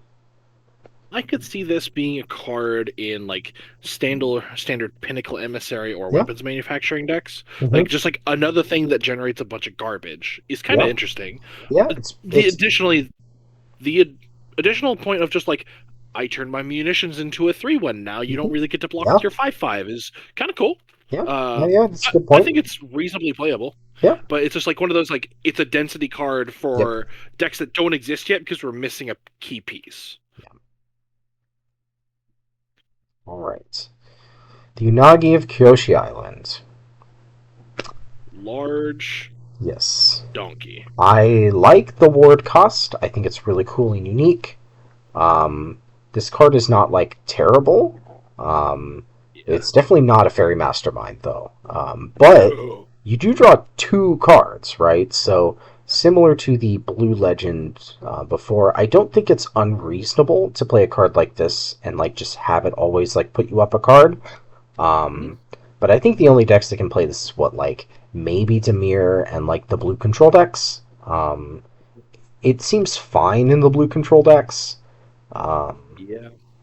but Yeah. not like I incredible. I am just mostly a big fan of uh doing the non-traditional ward costs. Like I Yes. remember Axebane Ferox is a really cool one that is yet to see play, Yep. but like if nothing else, exploring that design space is a good Oh, thing, even yeah. though the card might not be great. And I do appreciate at least giving people an option of, hey, I think Fairy Mastermind did good things for Standard in terms of gameplay. I Hmm. just disliked that it was like a very efficient 2 drop, but I think the effect was really good to keep some of these like draw engines in check. So I appreciate having another flash creature that does a similar thing. So, Yeah, this one's but just chonky. and I dislike Notion Thief effects. Like I still think it's best when the person who played the draw effect still draws their cards, but the other Yeah, person draws, you know, cards as well. So yeah. Notion Thief walks so that cards like Fairy Mastermind could run yes, for sure. yeah. So this card definitely playable, but you can't just like throw it in everything. So Yeah, agree. all right, Tiger Seal. I love this card. Um, is it good? Who knows? But I love this card. Yeah, one of those I love this card asterisks now that Profs is banned. Right, right, yeah. This was Prof seemed like kind of insane to me. Yeah. Without Yeah, profts, we see. it's probably still totally playable. Like there are a lot of cantrip creatures. Like it's still good with FOMO, right? You So imagine this in VV though? Like, holy. yeah, yeah. This is pretty good with Winter Night Stories as well. So Oh yeah. yeah. Like, I think the card is like on its own pretty decent. It's Mm-hmm. nice that like they're exploring more wild Nacatl variants with like a Yep. bunch of different types of downsides. Card's really cool. Who knows if it's good, but one of those like I cannot imagine a world where this and Prost were legal at the same time. Oh yeah. Oh yeah. Well, Like, they oh tested that boy, like world, it's so like I play this. I play Prost on 2. I'll attack you for 4, yep. and you can't attack through it. Yep. What the heck? Yep. Unreal. Yeah. All right. Toph, hard-headed teacher. Um, this card is just fucking bizarre to me. It does not really feel like a red-green card, and I don't. No. Again, like I think you have a problem with these kinds of cards where I just don't really see a world in which this is doing enough stuff in standard to be worth the 4 mana investment. Yeah. I will say I have wanted like an is it Chronarch type card Yeah, in some of these formats, but like not in green. yeah, I yeah. just also feel like At least at it the rate that we're has. paying, it's not worth doing. Yeah, it's like at least it does have the young pyromancer effect, right? So Sure. it like definitely is like one of the best ones we've seen. Maybe it is actually playable in standard, but I am generally very like I think 4 drops need to be held to like a pretty high standard now. Yeah. So, I dislike that in order to get into combat with my creatures, I'm going to have to lose my ability to cast some of my spells, right. and that's not what I want on my 4 mana Pyromancer. Yeah. Like, Corgi Steelcutter did not make me work this hard. Hmm. Yeah. I'm very skeptical of this card. Yep. I Me too. would be more than okay being wrong on it, but man, Seems it's like weird most seeing things. the kinds of cards they do. All right. Toph, the first metal bender. Um, yeah, this one is something I saw. Like, there's like some weird like interactions and stuff you can do with this. Ultimately, I think it's just like not a very relevant standard card or pioneer at all. Um, No. so, yeah, Yeah, it's like in order to abuse it and pioneer it, have to be playing a Naya artifacts deck with like Urborg, and it's yeah. just what are we doing? Yeah, I mean, yeah. Admittedly, there is the new ally, right? That does give Sure. lands. There is stuff, right? Or like a Shia in Pioneer as well, right? Like all your Chromatic creatures, Lantern. they're Yeah. right. There are things like um, and like with the Ashaya version, you just play a bunch of like artifact creatures, right? And so like maybe there's something, but I think in general, it's just a commander card. Yeah, weird So, card. yep. All right, Ty Lee Chi Blocker. Um, Originally, I read this card wrong when I first saw it, but when I read it correctly, it actually just being a blue like murder is actually like pretty good, and having flash and stuff.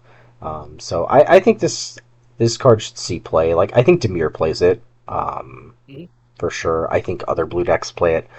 Yeah, it's basically just it's better than like Kitesail Larcenist when it comes to dealing with creatures. Like, sure, some creatures are like utility 2 drops, right? But Mhm. in general, like card is close to like a blue fiend hunter. So Mhm. Yeah. yeah, pretty good.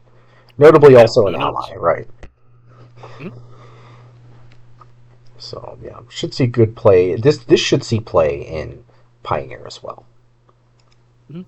So Totally reasonable. yep. All right. Wartime Protesters, an ally payoff, sort of. It's not great on its own, and it probably isn't worth 4 mana to make your allies that you play on the next turn more powerful and stuff. So definitely, I think probably one of the weaker ally payoffs in the set. Yeah. At the same time, though, the fact that it combos really nicely with our Secure the Wastes for Yeah, allies, yeah, like and your opponent will just die some of yeah, the time if they don't and you kill can us. play the Bant Ang on 5 after this and like have like a Mhm. very explosive turn. And 4/4 for haste for 4 is not like unplayable if it has like other utility. So it's definitely like not like a bad card. Mhm. But Yeah, not like in love with it. I don't disagree. Yeah. Just like a little too much, I think, for like definitely for like Pioneer Allies. It's like way too much mana for like standard. I could see it. Mhm. Let's see. Yep. All right. So Waterbender Ascension. This is the blue quest card. This is one that I dislike as a card immensely for the same reason I dislike Enduring Curiosity. Um, like so this one doesn't I believe yeah, this one does not have a like one or more restriction to it. Sure, you have to unlock the quest to start having the Enduring Curiosity effect, but I don't really think that matters that much, considering it's so cheap to play and it actually has like a real ability with it too. Like 4 mana, target creatures unblockable is actually like totally fine on your card drawing value engine. So I expect this card to see play in standard and in Pioneer. I expect it to see play in like the Spirits decks because it is an enchantment for like Geist Light Snare and stuff, and it is kind of like a way to fit an Enduring Curiosity into the deck without committing to have to play like 4 mana for it. Because to be honest, Blue White Spirits and Pioneer would much rather, I think, play this than Enduring Curiosity. Enduring Curiosity is like very clunky in that deck because you don't play a high land count. It's like you kind of have to spend your whole turn in like the mid or late game developing your Enduring Curiosity to usually only draw like one card on the turn you play it. Like the deck doesn't go wide super well. Removal spells are better, so I actually think this card is like better than Enduring Curiosity in Blue White Spirits in Pioneer. Yeah, I think in Pioneer can see play. I would be shocked if this card saw play in Standard. I mean, I think there's like, I mean, I think this card's totally fine with like Spyglass Siren decks. Um, so, but yeah, I like, is it a 4 of in standard? Probably not, but I think Demir can afford to like play this in the 75. Or if there's like a blue white Flyers deck, I think they actually like want this as well. I do think the water bending part is actually like fairly valuable in the current standard. Like people are actually able to block a lot of creatures. Like, sure, you have like stun counters and stuff, but I don't think it's like that bad to turn this on. It's definitely like not Enduring Curiosity, right, in terms of like direct impact, but it does have the degree of impact over the course of the game that Enduring Curiosity would, for I the mean, most part. Yeah. we used to have Biden of Thassa, and that card lets you draw immediately and also still had that text. Like, Yeah, right. I get that, but like this is like incredibly low mana cost, right, to develop. Like you can sneak this under a lot of like the sideboard cards. And yeah, sure, like you don't draw a card off like the first 4 creatures that deal damage, right? But the trade off is like you can sort of, right, because like this is like if you play this on like 2, right, like 2 or 3, you're probably putting like 1 or 2 counters on it, right? Like on 3, like you might put 2 counters on it, and on 2 you're putting one. So like you wouldn't have drawn a card off of that combat anyway, even if the card was like Enduring Curiosity or Biden of Thassa. So like it's certainly like the earlier you play it, like if you play it ahead of like where you would play Enduring Curiosity and stuff, like it's much worse on like the turn where you would play Enduring Curiosity, right? But I'm not saying like you cut Enduring Curiosity, but I think it actually feels like a fairly similar role. I do think the water bending is actually relevant against like certain like decks as well. Um, but yeah, I I'm just very like skeptical of yeah, this card. yeah. I agree with I you think where it's like pretty I think good. the design is poor, but I am skeptical on the playability. Yeah, yeah. I'm not really, but I think it's a lot easier to get in with like small flyers and just like small creatures in general now that we've banned Screaming Nemesis and Profts. Um, so, all right. Yui the Moon Spirit. Card sucks. Um, Yeah, I just I don't know what we're doing with this card. Like, it's just a commander card. It's just like a card for yeah, casuals. So yeah, it's not a constructed playable card. Like yeah. the design of this card is fine. Yeah. Um, Oh, of course. Like, we've had elite arcanists before, but right, the fact that right, this one can also cast, like, your planeswalkers or whatever is fine, but it's just yeah, like, I don't know how we ever justify this card in Constructed, and I don't think we ever will. yeah, exactly. Agatha's Soul Cauldron, bro. Yeah, definitely. I mean, it has water bending, so like, it's not really 5 mana, but it's a tap ability, so you know, Yeah, you have to untap with yeah, your right, 4 mana air right, elemental. Like, yeah, ooh. yeah. I mean, yeah, yeah. The big thing is like if it could cast any spell, but it's just non-creature, so yeah. Yeah. All right, Zhao the Moonslayer. This card I'm very excited for. Obviously I'm a fan of Blood Moon effects, and they should be in standard forever, right? Not really, but I do like utility red aggressive creatures like this. It don't it doesn't like kill you super fast on its own. It's not like a haste prowess creature, it never grows in size. It's just a 2/2 menace that like slows your opponent's development down, and I think that's really cool and good. Um, maybe the Conqueror counter ends up coming up sometimes in standard. I dislike firebending with this. Maybe Yeah. it's a little too good. Who knows, right? But If it's easy to activate this card by like turn 4 or 5, yeah, I dislike it. right. But if it's just Red Archon of Yeah. Emeria, I'm totally okay with it. On the one Um, hand, you can do some cool things. If this is very easy to activate in standard, you can just play a Braid in your blue-white deck and then kill it. that's true. So, it does have a degree of counterplay involved with it, at least. So, Yeah. um, yeah, but Yep. very, very happy for the red Archon of Emeria. I think that's a Yeah. good design. I would like more of the red creatures to have this kind of shape rather than the Yes. manifold mouse type shape. So yeah, Yes. I'm Yep. happy that Absolutely. this kind of card exists. All right, and the last rare in the set, Zuko Conflicted. I really like this design, even though I don't think this card is very good. Um, but I like these kinds of like choice things, and it kind of builds towards something. I mean, flavorfully, it also tells a story, right? Like with the design of the card. But it's a cool card. It just doesn't quite do it, I think, in Constructed. It doesn't trigger the turn you play it. If it did, the card would be pretty good. Not like, probably not broken, but like pretty good. But having to wait a I think the turn, card. I think the card might be busted if it was ETB and at the beginning of your first main phase do the thing.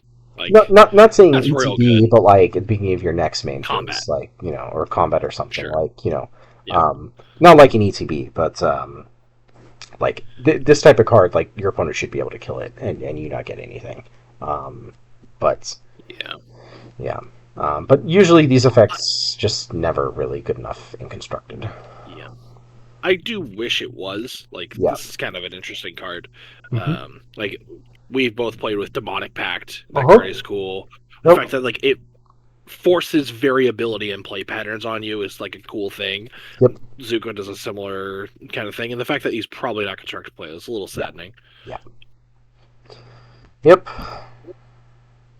All right. Yeah, just give me a 3/2. All right. Okay, Ozai the Phoenix King. Originally, I was like, I'm pretty sure this card is just Commander Bates, but you really only need, like, considering there's like a reasonable amount of like ways to have cheap firebending and stuff. Like, I think it could just be playable on 6. It is like a little bit awkward that it's basically impossible for it to be indestructible until you go to combat, which means in standard they can kind of just kill it with whatever, and it doesn't have any outlaw types, so it does get hit by Shoot the Sheriff. But card is like not the worst as far as 6-drops go, reasonably aggressive 6-drops, so like maybe there's some kind of home for it. I'm not sure that I don't really think there's like any like effective ways to like kind of cheat it in, though it is like kind of good off Zombify. But like there's so many things that are good off of Zombify already, so I think it's probably not quite good enough. I could personally see it in like a Rakdos mid-range cell potentially, where it's just like it's the most expensive card in your deck, and if they had to answer all of your good cards before, this card comes down and kills them. Yeah, It's possible. yeah. I think one deck I may try it in is revisiting the Rakdos Reanimator deck, or maybe you play Grixis and you just play Superior Spider-Man with this. Like Superior Spider-Man with this is actually like pretty good, right? So, but you can play it in that deck, and that deck plays FOMO, and this is actually like pretty good with FOMO. So, Yeah. yeah. So Yeah, your opponent just dies if you have FOMO plus this, and right, you have Delirium. right. So maybe there's some kind of maybe it's worth revisiting either Rakdos or Grixis Reanimator and kind of playing this because I mean we don't have anything like Atraxa or anything, so like the big things you put in are like Valgavoth and stuff, which is fine, but maybe just leaning in on more mid-rangey stuff, and now you have like a much better curve because Black Overlord can still curve into this. So maybe in like the red black based reanimator decks, it could also be like good because those decks generally have like a mid-range plan, like a FOMO Tursa type thing. So could be good there. All right. Next one for me is one I'm very excited about as a Bartolome player. Is a Phoenix Fleet Airship. This card is really, really weird, and like in a good way. Also in a way that is probably not very constructive playable. Though I guess like there's some. It does count fetch lands, but I don't think that's going to end up mattering in modern. But it is something to like think about at least, right? But yeah, I mean, as far as like Standard and Pioneer go, it's not hard to sack a permanent immediately. Like notably, Pioneer does have things like Fable the Mirror Breaker, which will let you sacrifice a permanent on turn 4, basically for free when you play this. Blood Tithe Harvester, things like that. In Standard, you have Bartolome and Umbercaller Zealot, so you could play this in like the Sephiroth decks, and you kind of just the hard part is just playing this, right? Because it's presumably if you're in a deck in either of those formats and you trigger it like on end step where you make a copy, presumably you can guarantee that your opponent can't really attack you very profitably because you likely have 2 flying blockers, which is like not nothing, right? No. So this one is like something that like it's so weird and it's unique, but I'm pretty sure we'll at least see a little bit of play. Maybe this is like a good enough backup plan against Rest in Peace and stuff for like the Raise the Past decks. Because similar to Ketramos, it's like it doesn't really care what triggers it, and it will win the game eventually. It survives board wipes. It's I mean, it does actually kill pretty fast on its own, like because each one of the copies is going to it's going to double, right? So the first turn you trigger it, like you play it, you trigger it. Obviously that's the hard part, but Sephiroth and any of your sack outlet creatures will do it. So the first turn's the hardest, but if you get to do it, that's already, I think, worth it, as long as you are a deck that plays creatures, because you just kind of get to upgrade some of your earlier creatures into 2/4/4 flyers, and that might just be good enough in a lot of board states. I have to imagine against, like, Dimir midrange, we've seen decks play cards like Swarmweaver, against Dimir, just because it makes multiple flyers, and this is not that much different for the kind of like Sephiroth decks. So I think this may actually have a home. I am actually weirdly enough higher on this card. Okay. So the curve of just freebooter into Bartolome into this on 3 Sure. just immediately lets you cast it on 3 with 2/4/4s. Yeah. And you do not need much more than that to win a lot of games. 4/4s also have a really easy time killing cards like Kaido, interact really well with like a lot of the threats going on. And for what it's worth, I do think the if you control 8 or more, it's basically flavor text, Yes. but it's trivial sometimes to just like on curve get copies of this card. And it's also just not a super easy permanent for some color combinations to answer. Like Dimir cannot get this card off the board super easy. They have to like Tishana's it, right? Yeah. Which yeah, Tishana's is brutal, but yes. like as the black white deck, you can filter in answers that answer Tishana's. But it's just like if they ever tap out and you play this, it just kind of takes over the game, and they have to Tishana's the actual first one, or they're just toast. Right. And then it does mean that you can still use Ruthless Lawbringer on a later turn to unlock it, and then trigger it on your end step, and get that compensation back. Yeah, not to mention the fact that like you can just crew it with the creature that you Lawbringer if it's not Tidebindered. Like the card interacts with all the cards that you want in the Bartolome decks, and it's also just like a payoff that doesn't use the graveyard at all. Like I think this card's actually kind of cracked. Yeah. No, it's one of those. It took me a while to think about it, but I think with how like certain decks get to be constructed, this card is actually going to be potentially very gross. Yeah, it could be. Unfortunately, I do think like there are versions of Dimir that could play this card as well. Yeah. Like you have Spygoth Siren, you don't need that much more. Creatures. Yeah. It's also sacrificed a permanent, so you can use stuff like your map tokens, and that's just really good. Demolition Field, let's go. Like there's a lot of things that just like Fabled Passage is a big one. So probably play Fabled Passage to Mayhem Devil. It's really easy to miss how often the word sacrifice comes up in rules text. On par with Fabled Passage. So because like normally Fabled Passage is kind of a meme in Standard right now, but this the just playing Fabled Passage and playing this is just really good.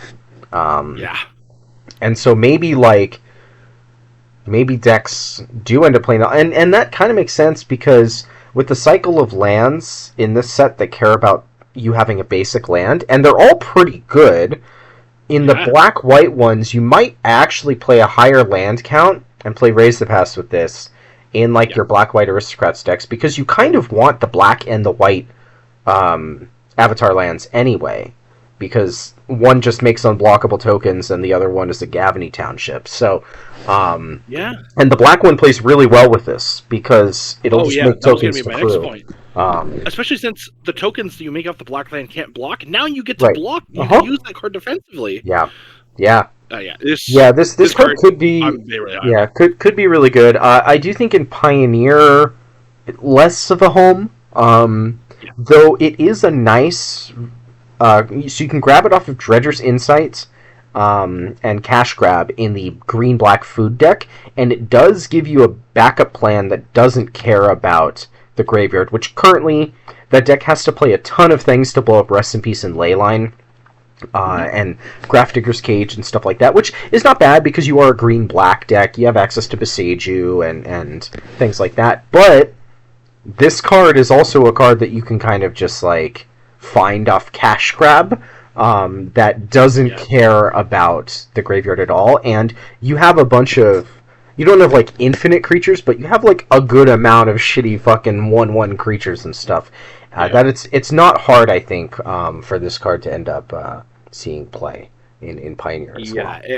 I think it's potentially actually kind of scary. Rakdos Transmog?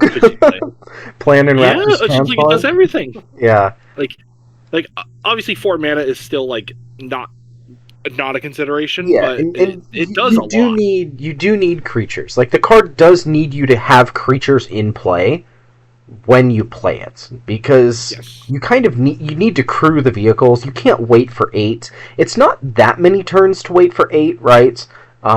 It's kind of impending, but after you play it. But in general, I think you do need to play a healthy amount of creatures, which not every deck that could enable it for free could do. For example, in Pioneer, Blue-Black Control, pretty trivial for them to enable this. No way at all they're ever crewing it, right? But in Standard, a lot better. I see a lot of games ending with just 2 of them in play. Yeah, card, I like it. Mm-hmm. Yeah. So definitely a card that I am going to try and play, and not a terrible pre-order price. Yeah. $16 or something like that. Not too bad. Okay. So the next one, do the Planetarium of Wanshitong. I have no idea. I mean, it's funny that I've seen Avatar like multiple times, and I still have no idea how anything is pronounced because I don't pay attention to things like that. So that first word is planetarium. Yes. Yeah. That's always confuses me. So, but yeah, this one basically commander bait, 6-mana artifact that doesn't really do anything, though it does kind of have, like you could do some omnisciency stuff with it. It's kind of hard to cheat into play in standard, and I can't really imagine it's better than just doing the omniscience stuff.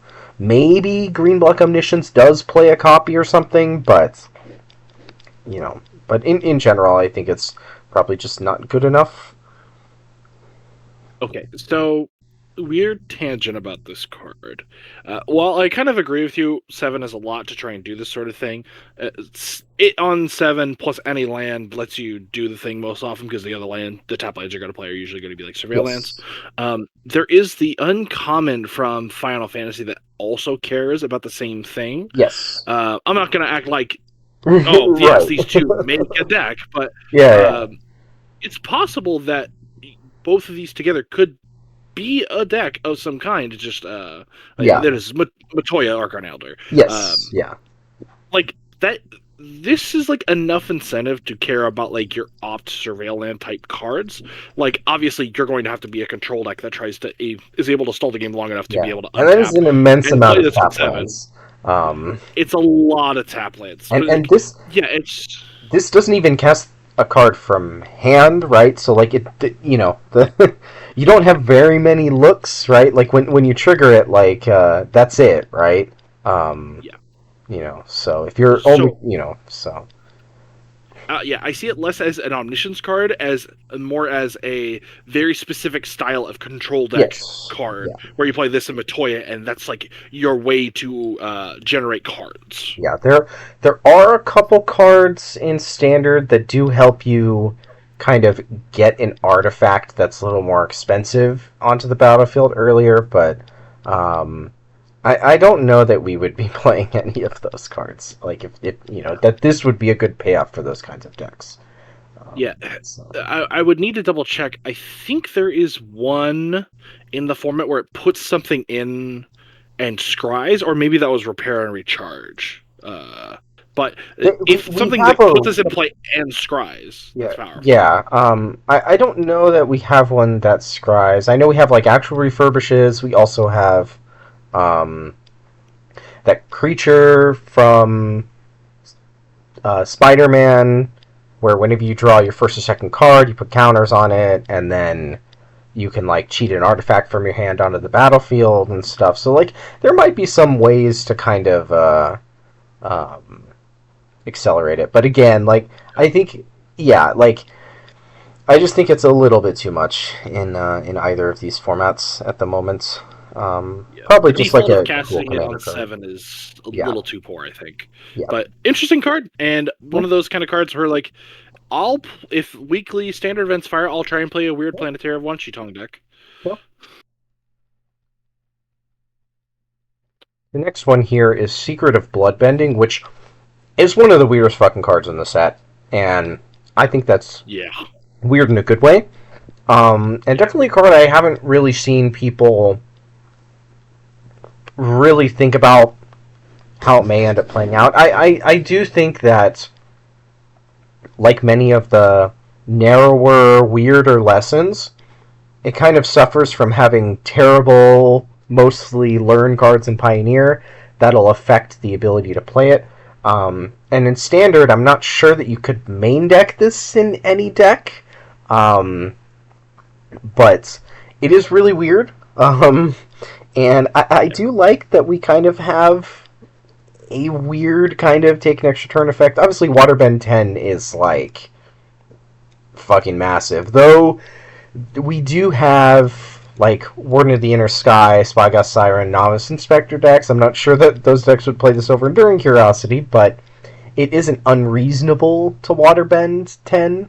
But I think mostly like controlling your opponent during their next combat phase is kind of like you know your opponent can't cast spells during your next turn, and um, you do get to kill all their creatures they have untapped, basically, in combat, assuming your boards are even or whatever. Like, Yeah. It's kind of like kill some creatures all your opponent can't block or cast spells during your next turn, which is not, like, terrible. Yeah. Yeah. The deck I actually see being able to full cast this is probably the Pinnacle Emissary decks. Yeah, yeah. Because you just generate a bunch of artifacts. You're mostly blue based, so the quad blue isn't really that much of a cost. Right. And yeah, if you take an extra turn against them, or just like do this to buy yourself an extra turn in the mid game, that's sometimes just good enough. Mm-hmm. Yeah. So I think it's possible. Yeah. Yeah. Either way, weird in a cool way, and I would like to see more designs like this. Yeah, I would say, of note, obviously it is a lesson, which in Pioneer means I can play this with Divide by Zero. I'm not sure really what decks that fits in, though I have played Divide by Zero in, like, Songcrafter Mage decks, and with, like, Moraine River Regents and stuff, and maybe that deck would want, like, this kind of weird effect. In Pioneer, controlling your opponent during your next combat is relevant against reds sometimes, and actually, like, is Time Walk against Greasefang. So that is actually relevant. So it isn't. So against some decks, it is now. It's obviously it's not Time Walk against Greasefang if they have like a monument in play, but if they have like if they're going to go for Greasefang, like this is Time Walk against them, or Time Warp against them, which is nothing. So. Yeah. Maybe. I am personally wondering about how Waterbend works with Harmonize. Like, if I Songcrafter this, can the Waterbend be paid with my Songcrafter main Harmonize? I don't believe so. Yeah, I don't think so. I'm pretty sure. Weird card. Yeah. I don't think it benefits that way. Probably for the best. So. Yeah. Yep. Cool card. Mm-hmm. Sozin's Comet. Another weird one. Mm-hmm. I didn't really expect a 5-mana. Hey, here's like 10 to 30 mana. Enjoy. And the Foretell is like kind of really exciting for this type of card too. Like sure you're still spending 5 mana on the card, but spread out over turns is much better for a high ceiling effect like this, right? I'm not even sure what you do with this. No clue. But I mean, it is pretty cool. You need in order for this to be good in either Standard or Pioneer, you need a deck that has a token creatures or a bunch of creatures. And then also something to do in combat with the mana, which you kind of only need. You need X spells that are instants, basically, or activated abilities you can activate multiple times. I'm not sure. I guess you could. Yeah, so you can foretell it right on turn 2, and then play creature, do this. Mana, I guess, assuming your opponent hasn't done anything. Yeah. Am I probably going to try and make a deck with this? I think so, but I don't really know what you're supposed to do with it. We haven't really had a card like this, ever, basically. Yeah. Yeah, I have literally no clue. But it seems like it's kind of an insane card to try and build around, right? Yeah. I think we had a card like this. I think it was from Fate Reforged Uncommon. It was Dragon's Fire or the yeah. I know what you're talking about. Yeah. You add red for each attacking creature you control. Right. Yeah. That one ended up playing out more like a Trumpet Blast kind of effect. Sometimes you high rolled really high with it, but yeah, that's fair. This is obviously this is more okay, I'm probably casting Sozin's Comet to try and generate plus 10 or 20 mana, which is Obviously, One of the super ways I cool. could potentially see it is in like some sort of Bastronaut deck, Mm-hmm. where it's Mm-hmm. like you want the Yep. 1 drops and you're able to trigger it a bunch of times, and then it also gives you a sync. Yep. So maybe something like that. But my Yep. guess is that it will just probably be too hard to figure out, and no one will play it. Right. I do think a card like this obviously suffers in constructed because of cheap removal and cards like Flood Pit's Drowner and stuff. Um, Mhm. and once people know about it, like if you foretell it, right? Like they Yeah, let's know be it's clear. this, right? Yeah, you're foretelling this card face up. Basically, yeah. Yeah, so I feel like it truly lives up to the foretell flavor, right? Yes. But but yeah, so I feel like it's not likely to make much of an impact. I think in constructed, but it's an incredibly cool puzzle to try and figure out. Yeah. Excited to see the deck list someone posted. It's like I Although found it, I think and this, so if you foretell this, right? Maybe there's some kind of Song of Totentans, like, kind of nonsense you can do with it. Maybe there's like stuff like that. Um, or like in Pioneer, burn down the house, but though it's been a while since we've actually been able to cast that card. Um, but yeah, I'm hoping someone breaks it. I yeah, really am. that was cool. Next mythic is Legend of Kuruk. I do like that there are sagas back. I'm a fan of sagas in general. I really like them. Um, this one is another like outrageous expensive waterbending cost, and you have to wait a couple of turns, and the waterbend 20s take an extra turn, which again in some decks might not be that bad. It does like generate tokens and stuff, but um, personally, I think this one is probably just. I don't think Scry 2 draw card, then Scry 2 draw card is like particularly playable for 4 mana. Even if it gives you No. like a 4/3 later, that like you basically guarantee that you get 1 to 2 tokens off of it, right? Because it transforms and you immediately get priority, so you can just like cast a Yeah. spell. So it does kind of always gives you like an extra token. I just don't think that ends up mattering. Um, Yeah, it's like a sorcery speed consult the star charts with suspend 1, yeah, and then you also like it flips into like an interesting card, but like yeah. yeah, it's It's just like 20. it already costs 4 to develop it on the first turn. That is like so much. Like, yeah, if you're not waterbending 20 when this flips, like I don't think it's playable. Yeah. And I'm just not sure that there's like ever like a home for this in constructed. Happy to Yeah. be wrong. Like it'd be cool, I like I take a just turn effects in standard, just not when they're like Alrund's Epiphany level good. But I do like yeah. them. So Yeah. It's just the front side does nothing to the board, yeah, and the back side's good, but again, like I don't think that compensates for no, yeah, sorcery speed draw spell. yeah, yeah, yeah, yeah. It's kind of how I feel. Maybe you play it in like the Ral Storm Chaser's Talent kind of decks. Like maybe it's fine there. I don't think it's like bad there at all. But like even then, I feel like you have better options. Yeah, I would have loved to cast this card with Invasion of Ikoria, but Yeah, or Segovia, right? Invasion of Yeah. Segovia. Yeah, Yes. sorry, but yeah, Could do it in I would have Pioneer.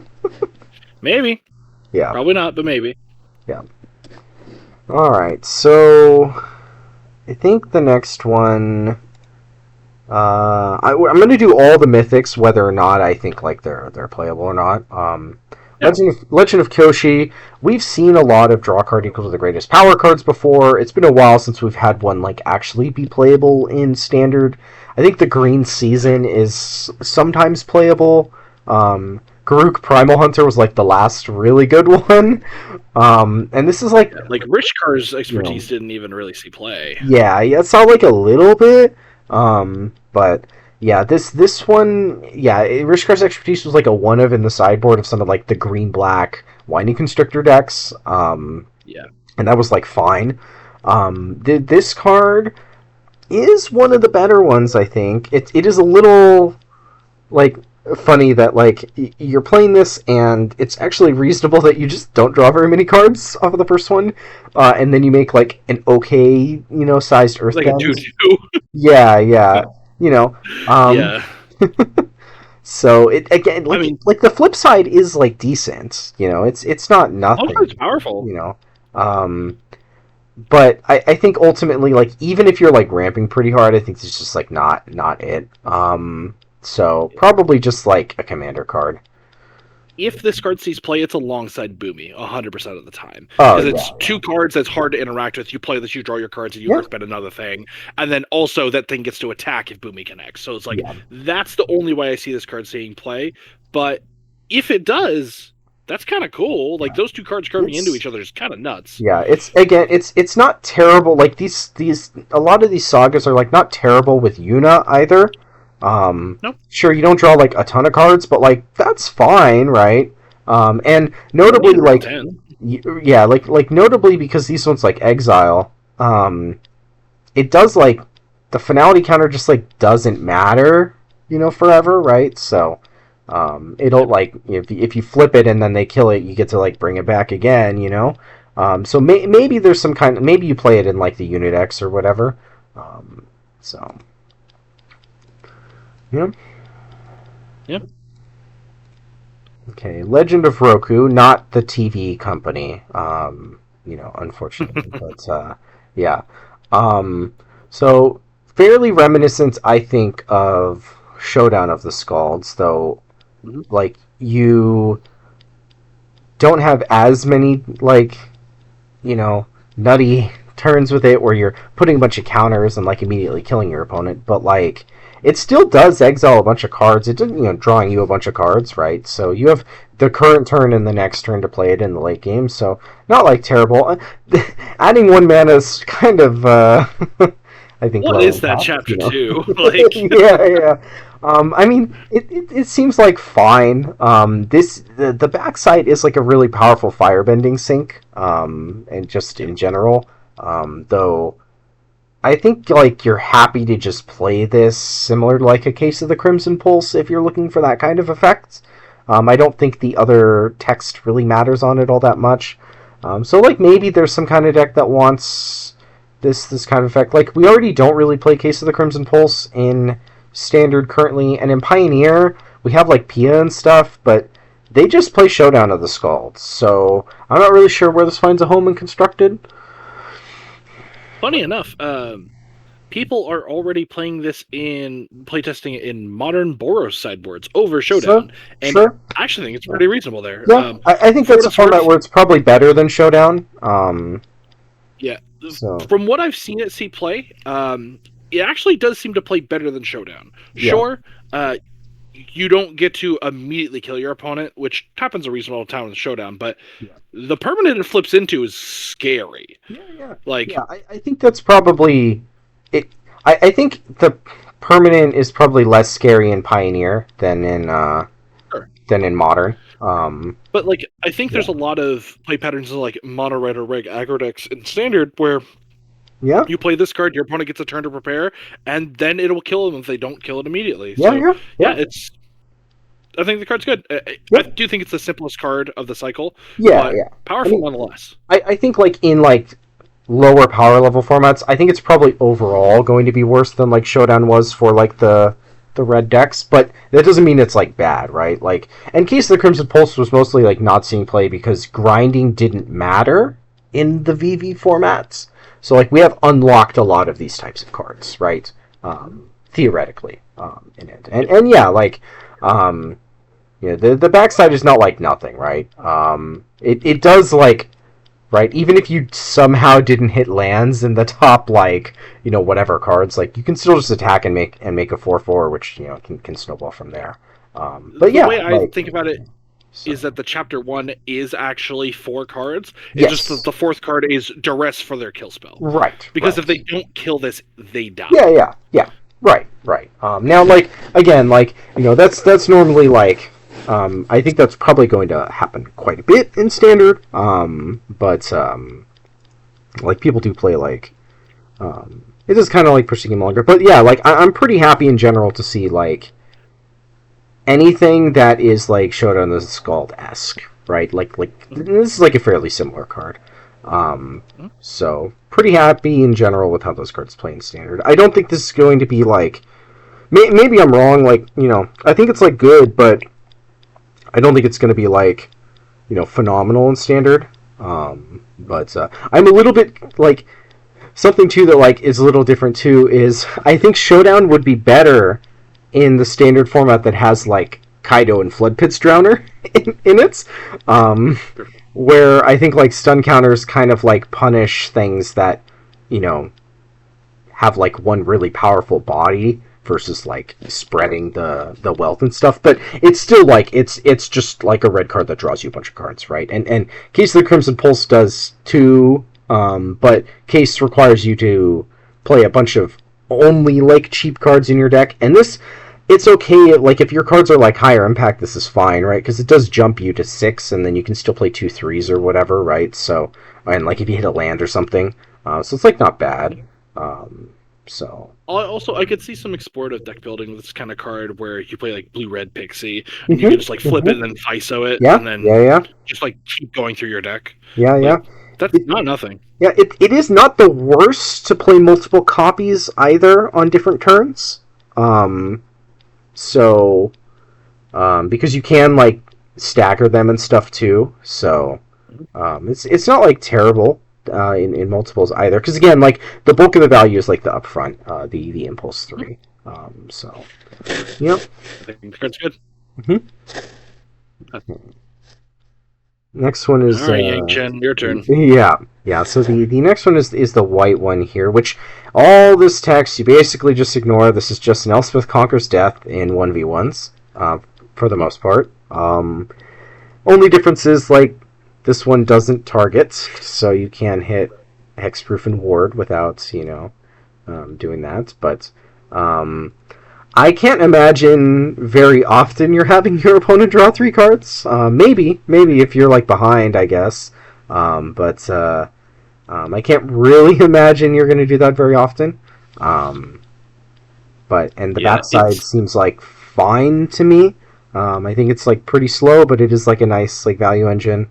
Elspeth Conquer's Death effects are like good, so like and again, this one is really good with Yuna because you do the backside is actually like pretty good with Yuna. Like sure, Yuna plays a lot of expensive spells, but you generally play like some fairly cheap enablers. It's not that hard to like double spell, and then like now like once you've double spelled on one turn, right? It's easier to on the next turn, right? Because assuming you airbend your own permanent like an Overlord or something, right? Then it's like significantly easier to on the next turn. So I think in general this cycle seems like pretty decent. Minor interaction, but may come up if people try to explore with this card, which I think is not unreasonable. If your opponent if you have an effect something like Nurse at Porter Avails, you cannot force your opponent to fail to draw 3 cards. Right. They have to actually be eligible to draw 3 cards. Yes. Yep. But interesting card. I loved Elspeth Conquers Death. This does a reasonable impression. I think the backside's kind of interesting. Cool card. Yep. And then the black one, which I am not happy about this one, just because I like to play Superior Spider-Man decks. And I certainly do not want my opponent casting this against me. This one is like, I mean, 6-mana board wipes are generally not very good in Constructed, but this one is kind of like, hell, even like Deadly Cover-Up is not very playable right now, but it's seen play. This one is kind of like a Deadly Cover-Up. A little bit delayed, so it's like definitely worse against like Omniscience and Superior Spider-Man and a lot of like the combo decks. It's funny that it's like an extract effect that is much better in like the grindy mid-range mirrors, right? Where you kind of just name like one of their good cards or whatever, or like a card they have or something, and it does transform into like a like pretty good card, like most of them do, right? So, Yeah, it does feel like a 6-drop design to win the mid-range mirrors. Yeah, Definitely agree. yeah. Which I don't think we're really lacking for those in standard at the moment, and No, I don't think a card agreed. an effect like this is like remotely playable in Pioneer. Also, this one, unlike the others, does not work well with Yuna, like basically at all. No, it's not. So I would like to blow myself up personally. yeah, Like, and of note, um, the creature can never reanimate your own creatures. yeah, Which is kind of awkward because oftentimes you would probably want to reanimate your own creatures. So yeah, yeah, yeah. Interesting one. Maybe sees some play. yeah, I think a lot of the control decks would just rather play Deadly Cover Up while this yeah, card is legal, but absolutely, yeah. And honestly, if you're going to play a 6-drop mid-range card, I think you just play Ko instead. yep. Yeah, just Noxious Gear Hulk it. There you Yeah, go. yeah, and Ko is very good against Enduring Curiosity. So Yep. I will be a nerding curiosity now. yes. Try and get rid of Oh, me. I died. All right, let me let me pick up Let me another come back. feature. All right, so the walls of boxing say obviously like almost certainly not constructed playable, but there are actually a couple things you can do with this. You can put it into play off of Alesha from Fate Reforged. Now I'm not sure what you're doing with that, but you can. Does that also put into play tapped and attacking? Yes. Yeah, but again, I'm not sure what you're doing with that, right? So, um, and I think there are That some isn't. other similar things as well that like you know, like for example, in Pioneer, I think there's like some other ways to like cheat this into play, right? I guess in Standard there are some ways to cheat in artifacts into play as well, like the 5-mana Duretti and stuff. But again, like it doesn't really do very much on its own. I did check Pioneer legal cards for things from toughness, and there's not really anything you can kill your opponent with if this is in your graveyard or hand. You can, however, give a creature minus 30, minus 30 with foul renewal, which Sure. is fine, I guess. The card you drew is a terrible wall. And you could Superior Spider-Man it, and then it's a 4/4 defender that gives all your other stuff indestructible, which I don't think is really all that relevant. Not very good. Same with like reanimating it and stuff. Yeah. So I'm not really sure, but you can play it. There is a card. Is it Nissa's Revelation or something like that? It's very awkward. So it's like 7 mana. Yeah, you and then you reveal the top card, and you gain life equal to the toughness of the creature card you revealed, and you draw cards equal to its power. So Yeah. you By can have 5. so you can have 7 mana gain 30, which is not like unplayable, but like so yeah, I'm not Neat, but not great.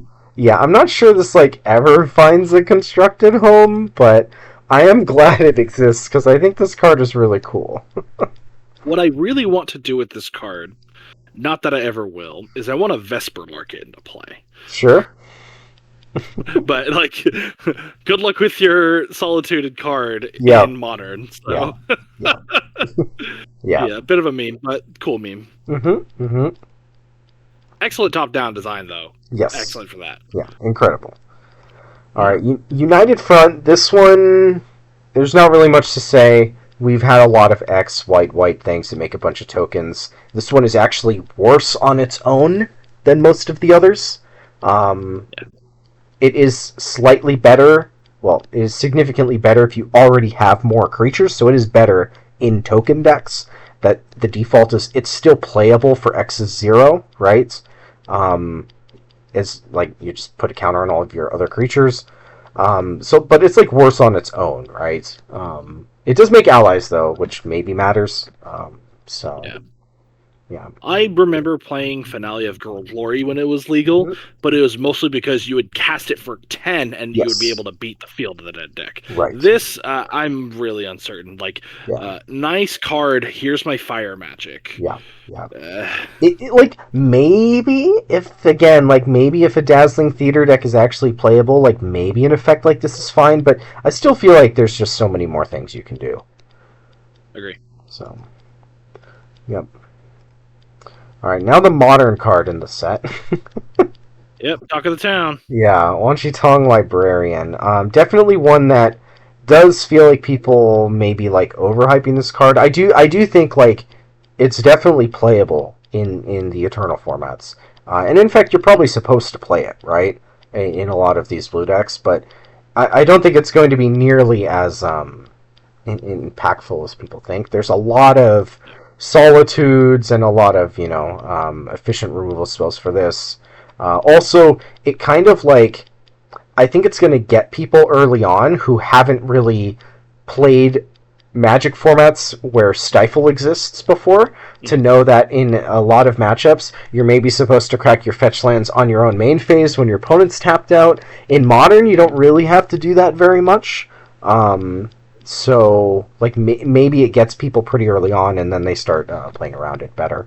I Yeah. also think It's also that like, if you go up against, like, Amulet, I feel like sometimes you could draw, like, 7 cards off of this and lose the game, right?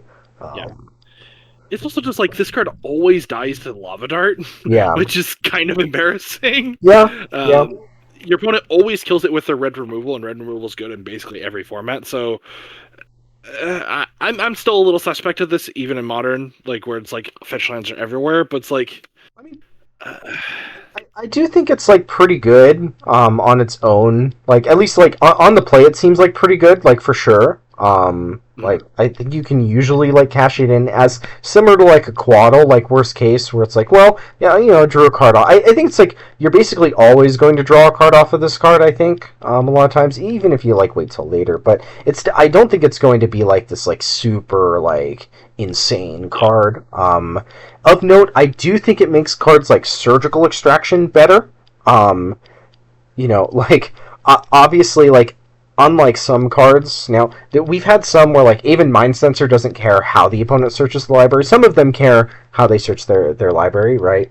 And so there are some other effects you can play, but this does make Surgical Extraction a better defensive spell because like against like Amulet, for example, like you kind of if you're playing a card like this, you want free spells that interact with their combo, and like Surgical's like one of the better ones. So it does like make playing Surgicals in your board better. Even if like the interaction on its own isn't like positive, just like having free interactive spells like is much better with this card. And like Surgical is probably the best free graveyard hate. I mean, you could play like Fairy Macabre or whatever, I guess. Jumping in real quick, listeners, we are aware that it does not interact favorably with Surgical. It's more about the point of like how the play patterns work. It's like your opponent has to search, you get to extract.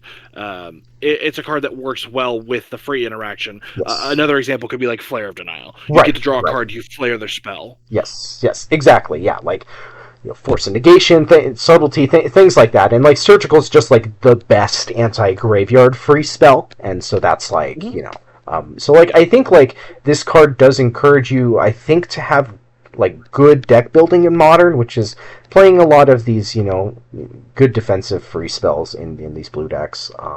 So obviously like Surgical is better than Ravenous Trap and Fairy Macabre on its own, right?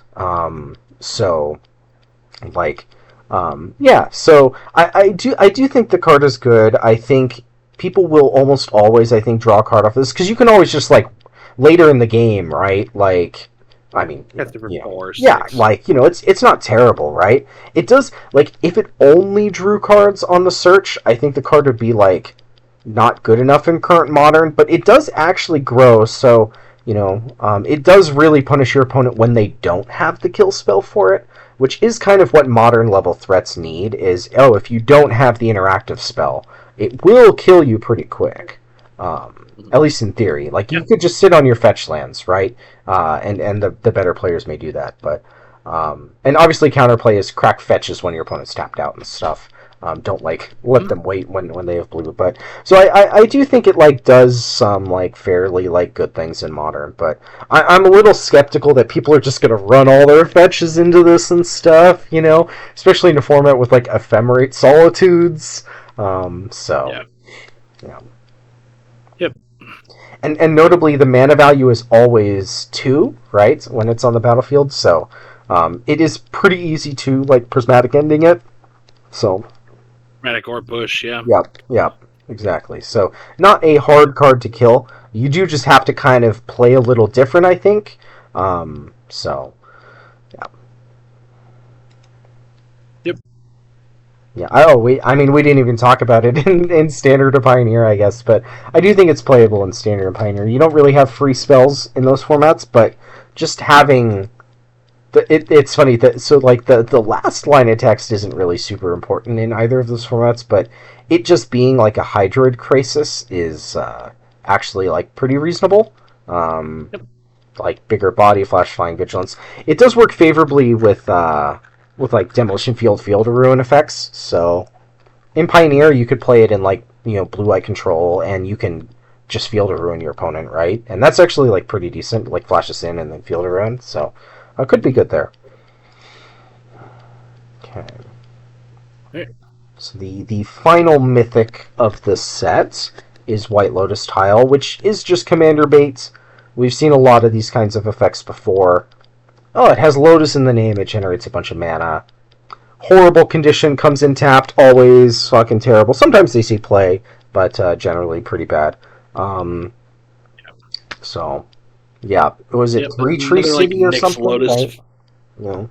Yeah. 3 Tree City and this legal in the format still probably won't see play. Yeah. It reminds me a lot of Nyx Lotus. Yes.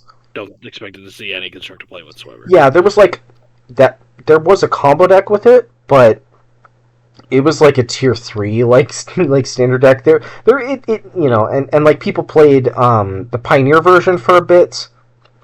The Mono Blue Devotion deck. Exactly. And that was fine, but again, tier 2 at best, right? So so I can't imagine this is really any better at all. So no. Yeah.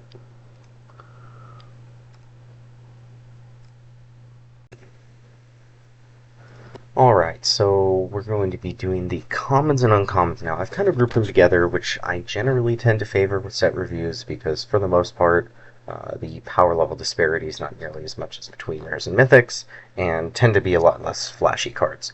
Particularly in this set, a lot of the commons and uncommons are good removal spells, a lot of supporting cast, but have just enough little upside that it's worth talking about and constructed. So the first section that we're going to cover is the lessons, and it's in no particular order, just ones that caught my eye as I went through. And so we're going to start with Enter the Avatar State, which is our white protection spell, but it's a lesson, and so flying for strike, lifelink, hexproof, pretty reasonable protection spell on its own, similar to a variety of ones we've had before, but this one is a lesson. So in Pioneer in particular, in Greasefang for example, it's one of the many protection spells you can grab off of learn cards now, but if there's something very standard that cares about lessons, this one is totally reasonable. Yeah, it's also just a grouping of keywords that's pretty reasonable proactively if you need a big life point sling or something, or just as a combat trick. Yeah. Reminds me a bit of something like Angel Fire Ignition. The utility is, instead of it having flashback, it's a lesson that you can play for 1 mana. All that's pretty relevant. Yeah, I think a cool thing with this is with the banning of Screaming Nemesis. This card actually is very convenient because you can use it to protect your blocker that they try to kill, and then now your blocker has first strike and lifelink. So yeah, now you just actually literally time walk them for that. Yeah. Right. Not indestructible, right? So not as good versus board wipes, for example, but I think that's a healthy balance. Agree. Great card. Okay. Next one is Shared Roots, which is the strictly better Rampant Growth. It's just Rampant Growth, but a lesson, relevant in Pioneer because there may be some decks that do want to grab a lesson, Rampant Growth, but probably the least likely to be tutored up of the playable sideboard lessons. I think the fact that it's just straight up rampant growth is great for Standard and Pioneer. We haven't really had one. Um, and yeah, I mean, rampant growths are rampant growths. So I'm excited to see how it operates in the current high power level of Magic. Yeah, I mean, it's a card that has been talked about on and off about returning to Standard for over a decade now. A lot of the times it was like Wati was too scared to do it. We had Farseek in M13 so many years ago. Now we're like back at the point. It's like, yeah, we think Rampant Growth's okay for Standard, and I'm all happy for it. It's like giving green a chance to like attack another dynamic that isn't just really busted green rares that are Mhm. printed through limited sets, but like now we get to do like the ramp angle, which we haven't really been able to do for a while outside of like Overlord of the Hauntwoods, which didn't really feel the same because it was just like it was just this Zur deck. But yeah, now we actually might be able to do a real ramp strategy, which is interesting to think about. The last like close one we had was like the OG domain lists with like Topiary Stomper and Mhm. you know invasion and stuff like that. And those were did ramp, but they were like rampant growth ramp decks. So No. all right, the next one is one of the lesson payoffs accumulate wisdom. By far, I think one of the most exciting lessons and one of the most build around me ones in both formats. It's just an anticipate, but if you have, you know, three or more lessons in your graveyard, you just get all three cards. So obviously has some pretty good implications, I think, for standard, considering there's a lot of cheap mana value lessons that are all like fairly playable. And in Pioneer, like you if you're playing enough learn cards because some of the other lessons are good, you could just free roll one of these in your board, or just maybe the lessons packet itself is also good enough in Pioneer. I mean, I think there's a world in which like Phoenix versions could potentially justify it. So. Mhm. Yeah, I mean, obviously a really high ceiling on this type of card. We've played cards like See the Truth before Mm-hmm. in a bunch of shells that requires you to jump through some hoops. This one jump different shapes of hoops, but like, still jumping through hoops. But one of those things is like a lot of these lessons are just kind of playable. Yep. And it's possible like we just see like this Sokka lessons deck just be a deck in Mm-hmm. standard. Yeah, I think Yeah. that'd be really cool. And we haven't really Yeah. had a true um, spells in graveyard kind of deck that isn't like I'm playing a bunch of Eddie Merc crabs with up the beanstalk in a while. So Yeah. would be at Yeah. least different from what we've been fighting in Yeah. standard. Nice return to form, I think, would Mm-hmm. be a good description. Mm-hmm. Yeah. And if Agree. yeah, and I would say if the shell holds up in say like Pioneer, I mean it's just a nice core to have. I think maybe it ends up being really frustrating if it's like too good, right? But Yeah. uh, you know, As a lot of these things can be. yeah. But like I would love to be able to just like have a good excuse to play like Ran and Shaw. Mm-hmm. Mm-hmm. Yeah, Hmm. absolutely. Love it. All right, True Ancestry. This is one I'm probably some of the most excited for in Pioneer, more so than in Standard. In Standard, I mean, it is a kind of a green divination either way, but in Pioneer, there's all kinds of decks that could play a learn card, and now you can grab like a really good divination if you're playing the Superior Spider-Man, the Reanimator decks. If you're playing Abzan Greasefang, you have good learn cards that can actually work with your graveyard theme. And so in Pioneer, I'm absolutely playing this, or at least attempting to play the learn package with this one.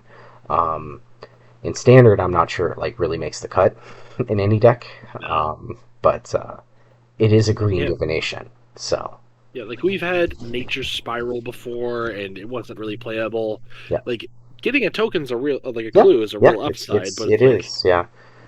So probably not enough. But like in a theoretical world where we get Strixhaven like learn cards in some form or fashion, maybe this becomes one of the cards you learn for, and it's just like, yeah, we just play this I in our mean, mid range deck as a way to go up on cards. something to think about too is we may have a world in which you can play the Eddie McCrab deck even though Beans is banned because you could play this. You can always get back your crabs, and there are blue and green lesson support cards, and so you could just play the accumulated wisdom card in your Eddie Yeah. McCrab deck, right? And in that case, this card gets a lot better. So Yeah, where that deck would just like kind of want a density of lessons, Yeah, and it'd probably play Teamer and just play the Burst Lightning, which we'll yeah, talk about. yeah, or even yeah, exactly. Yeah, you can play any of the colors. I believe you can. You know, there's a couple of like good blue green ones too that are like what mana that you can also use for it. But yeah, exactly. So okay, this one, Daily Indoctrination, mostly one I'm interested for in Pioneer, though in Standard it is one of the better, I think, agonizing remorse type Thoughtseize effects, simply because you can just play it as basically a 2/2 creature, um, if you want to, which means you can never like be like a dead draw later in the game. Mm-hmm. So Yeah, love it. yeah, in Pioneer, one of the things you can do with it is you can play it in the blue-black decks that have access to learn, and you can just go divide by 0 their thing, grab this, take it out of their hand, Mm-hmm. just, divide by 0 in the Answered. Thoughtseize. Yep. Yep. So Yeah, it Octopus, reminds yeah, me a lot of gosh, what was that card from? March the Machine. It was blow up an artifact or enchantment yeah, and make a Sunder the creature and Gateway, yeah, Sunder the Gateway. You hmm got it. Yeah, hmm yeah, that was a similar card that I see, and it's like that card was playable, and hmm like this feels like the black version of it. I'm like, yeah. I'm stoked for it. Yep, it's a good design. Octopus Form is another one of the lesson protection spells. It is just a better version of the like shore up cards. So, Mm-hmm. yep. But shore Yep. up is a Better lesson than now. So, Divide. Yep. yep. Okay. It'll quench ya is just simply, the quench variants that we've seen, and this one's just a lesson. So, this one should see some play in Pioneer because, again, like you can go divide by 0, grab this. You can go for Fiend's Informant, grab this. Um, and I think Professor of that'll come up. Symbology, you mean, right? Yeah, Professor of Symbology. Yeah. Same card. But Potato yeah, tomato. yeah. So you can play some of the learn cards and grab a counter spell. Yeah, so Love it.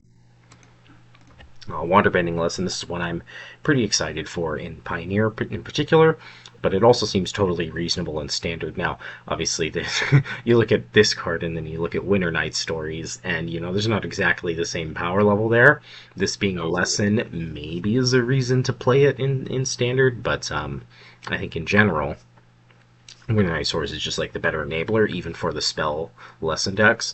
But in Pioneer, again, you can grab a card draw spell off of learn cards now, whereas before you had to grab Teachings of the Archaics, which not exactly a very good card draw spell when oftentimes you want to draw the cards after both players have gone to a low resource state, and Teachings just never lets you do that. Nope. Especially Yeah. as the decks that are more likely to play the learn cards probably are not emptying their hand. Yeah. Yeah, definitely one of those needs the context of like what the learn cards do Yep. in order to confirm its viability, but Yeah. definitely has potential. Yeah. I think the big one is it's in the same color and curves from Divide by 0. And so you can tempo your opponent and then use that space you've been given in the game to then set up your card draw without feeling too punished. Mm-hmm. Okay, Origin of Metal Bending is another protection spell lesson. We've seen these ones before, counter and then indestructible. This one does not give hexproof like some of the other green protection spells. It's just indestructible till end of turn. So it isn't going to save against exile removal, but it is a naturalize. And that's the really good part about it, which means you can potentially main deck this card in any sort of blue, green, or some green adjacent lesson deck in Standard. And it's similar to Heritage Reclamation. It's always going to have some kind of use. Also a nice card in Pioneer, Upgrade to Containment Breach, which we played in some of the Hell of an upgrade over that card. Yeah. Mm-hmm. Notably in Abzan Greasefang, it's a disenchant for like Rest in Peace, but also a protection spell for Greasefang or Seeker's Chariot. Yep. So, yeah, excellent card. Mm-hmm. You might actually play multiple of this in the board. Yeah, just like symbology for it twice. It's like blow up your Rest in Peace. Now I get to protect my Greasefang when I play it up 5. Exactly. Yeah, right. excellent card. So Firebending Lesson is this set's version of Shivan Fire, Burst Lightning slot, a pseudo shock that has a set mechanic. This one is Shivan Fire with Lesson, though it does deal 5 to the creature when you kick it, Yeah. so pretty good. 2 upgrades on Shivan Fire, and that card saw a lot of constructive play. Yeah. So I would expect this to be a standard staple, and in some of the red shells, it may just be better than Burst Lightning, depending on how much you care about Lessons, or you just play both. So. Okay. Rock-a-Lanche is a weird one that I'm not sure is actually constructed playable, but it has an incredibly high ceiling. And with Flashback, you can kind of build your own kind of thresholds around it. It does seem to me like this one is probably one of the least likely to be ever learned for in Pioneer, and that if you're playing this card, you're probably playing it in some kind of ramp deck. Earthbend Xing, where X is the number of forests, if all of your lands are forests, is actually like an incredible rate, right? Because the land you target has haste, so like you don't really have to worry about anything. You just know that you're just hitting your opponent equal to effectively the number of lands you control. So really weird card. Yeah, you get to do it twice too. Yeah. I'm slightly skeptical of the viability of this card. Yeah. Basic forest green decks have not been good for quite some time. Yes. I don't think this is enough incentive, but I am also super looking forward to casting this alongside Howl of the Night Pack and Cube. Yes. Yeah. So yeah. That's absolutely. Gonna be fun. Yeah. I'm certainly going to try out some of the Rock-a-Lanche ramp shells in Standard. We do have like Surveil lands and stuff that have forest types, so Yeah. you can squeeze and some shock lands. So you can squeeze some dual lands in there that are going to contribute to your forest count. But again, I am incredibly skeptical as well of just playing a vanilla creature in Standard. The one place I could see this seeing play is specifically Landfall. Yeah. The deck will play like one or two of the other two basic, but then just like a bunch of forests. The rest forests. is all forests, yeah. And it's like the fact that it's like kind of like a weird grindy card. It's like, oh yeah, here's my 5/5 with haste, and I'm going to do it to you again next turn. Yep. Like, I think that's just playable. Yeah, absolutely. So yeah, I mean it's just one of those cards that we have seen in old Standard formats. Creatures that scale based off of the lands you control be playable in some capacity. Obviously very different now, 10, 12 years later, but something to think about. The Aura Blanchwood armor, and then we had like Colonian Windgrove. Dungrove Elder, yeah, stuff like that. So, but these things have been playable in Standard formats before. Again, it's very, very different in the modern era, but, absolutely worth trying. I think, the fact that it's a fireball gives it a bunch of points, because, I mean, the Colonian Twingrove, Musgrove Elder decks never had access to this kind of effect. Right. Especially not at that mana. Like, the fact that you're able to do it for only 3 and then still use the rest of your mana on anything else, that's quite powerful. Yes. Or in some cases, if you've ramped pretty hard, you just play it, flush it back, hit for 24, right, or something, like... Yeah, your opponent just dies, Yeah. I guess you can target the same land twice, too, right? So if you have 10 lands, right, you can just hit them for 20. So, yeah. So, has potential. Yeah. Okay, this one I'm also pretty excited about, Seismic Sense. Holy. Yeah, it's definitely, like, pretty bad on turn 1, right? But it does scale, like, pretty well. Pretty nice in, like, maybe even ramp decks, but I think just like a good role player. If you care about lessons, if you care about, having enough creatures in your deck. It's nice that I like when cantrips are like especially green cantrips have like a really, really good late game and much worse early game, because it's kind of like the opposite of blue cantrips, which generally are like, roughly the same power level. Oftentimes we'll use blue cantrips to kind of set up our early turns, right, and smooth out the middle of the game. And then, so I like when the green ones can be a little more powerful later in the game than blue. It's a little more unique of a cantrip identity. So, really interested to see how this card makes it into Pioneer, because this is a great lesson to learn for. Yeah. So in the late game, it's kind of like a tutor, right? If you've got 7, 8 lands, you're gonna find what you need for the most part. So like Greasefang could just play one of these, and just go Professor Symbology, cast this on like 6, look at 6 cards. You're probably gonna Found my find Greasefang, you're else. dead. Right? Or like another Professor or something. Spin the wheel again or something. So Yeah. Yeah. Yeah. I think the card has a very high ceiling, Yeah. very interesting card too. Love it. It might actually be pretty good in the like Ureni Survey Mechan ramp decks. Yeah. Yeah, obviously, like in those decks, it's a little bit better on turn 1 than it would be in other decks, but you're still gonna whiff like half the time on turn 1, right? If that. Yeah. Your deck's probably, depending on how many creatures you have, right? So. Yeah. Yeah.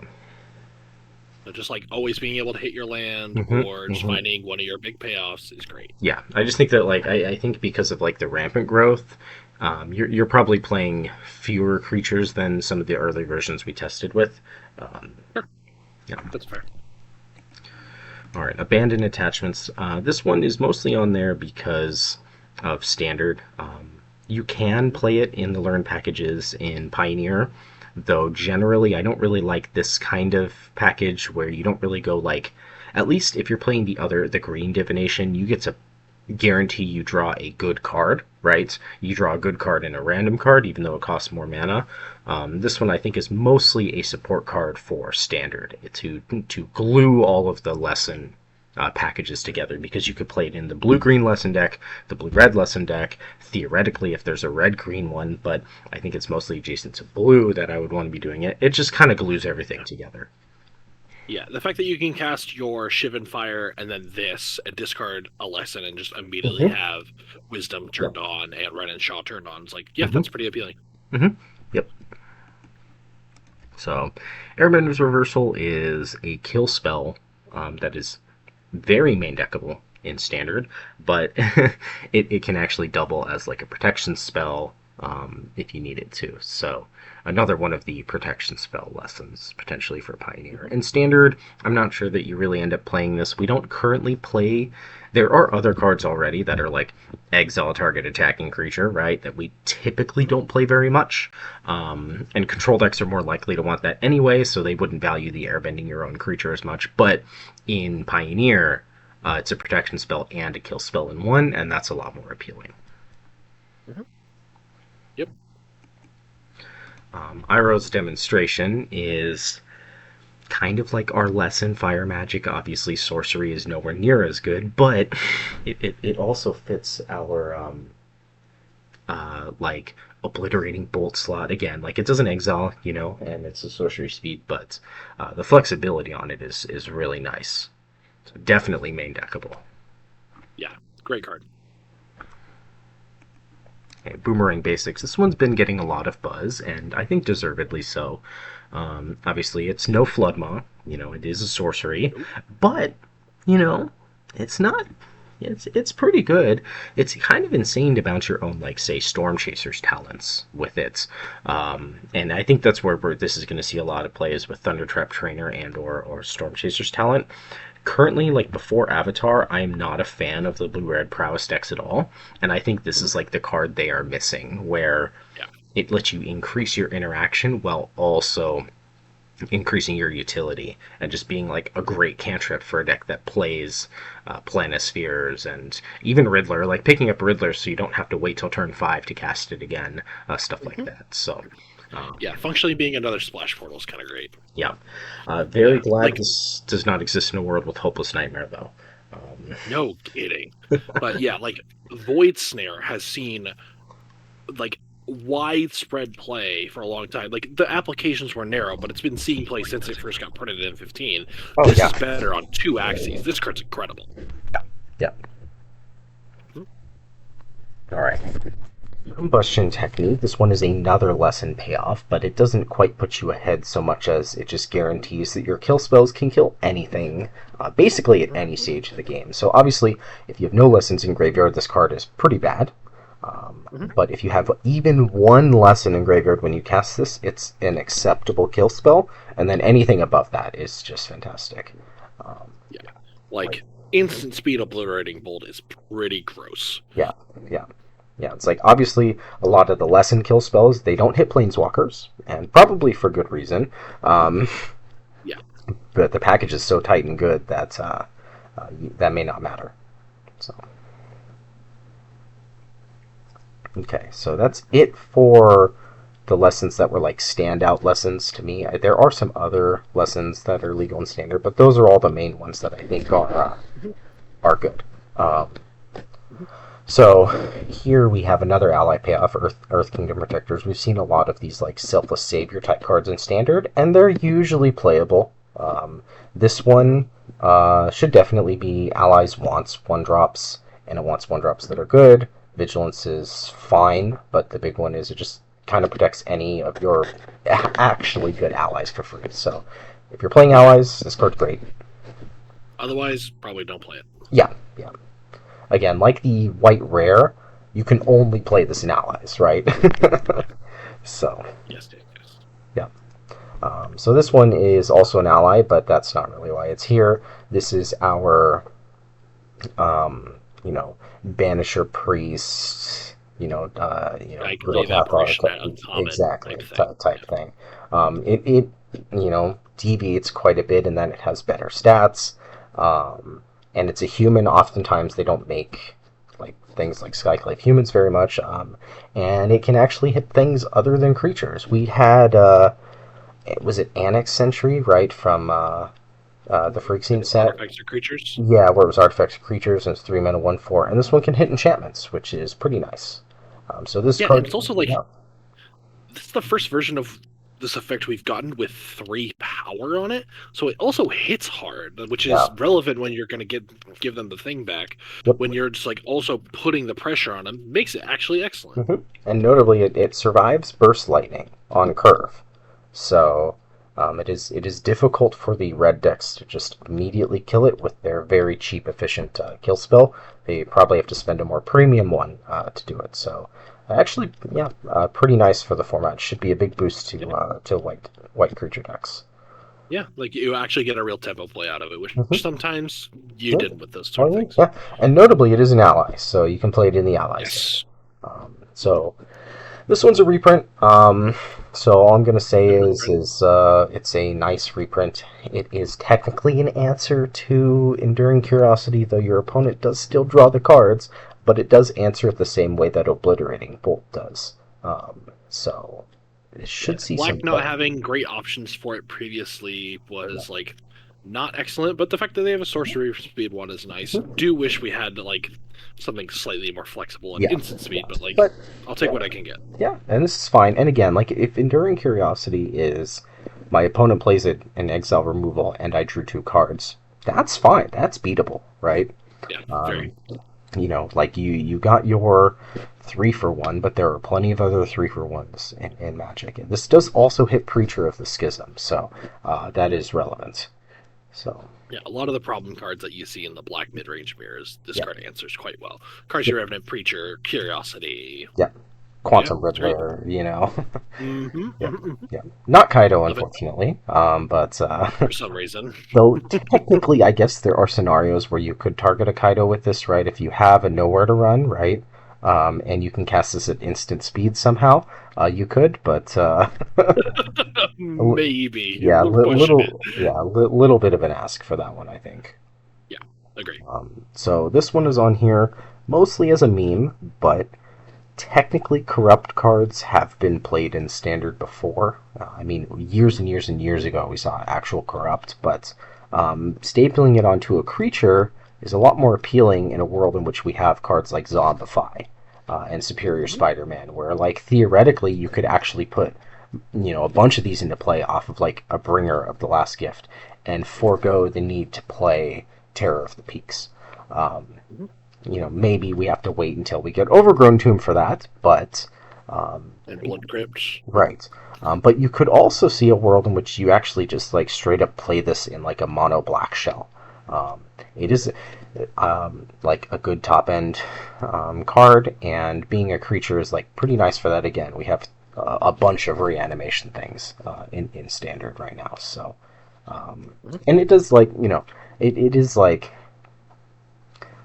a lot more reasonable to spend 7 mana on a corrupt when you also get to keep a creature that sticks around. So, Yep. And there's no Screaming Nemesis anymore, so Thank the Lord. yeah. So mostly meme, I don't really expect this to go anywhere, but I think there are some fringe cases with it. Um, and Great. honestly, zombifying it on 4 of all of your lands or swamps is actually pretty good. So.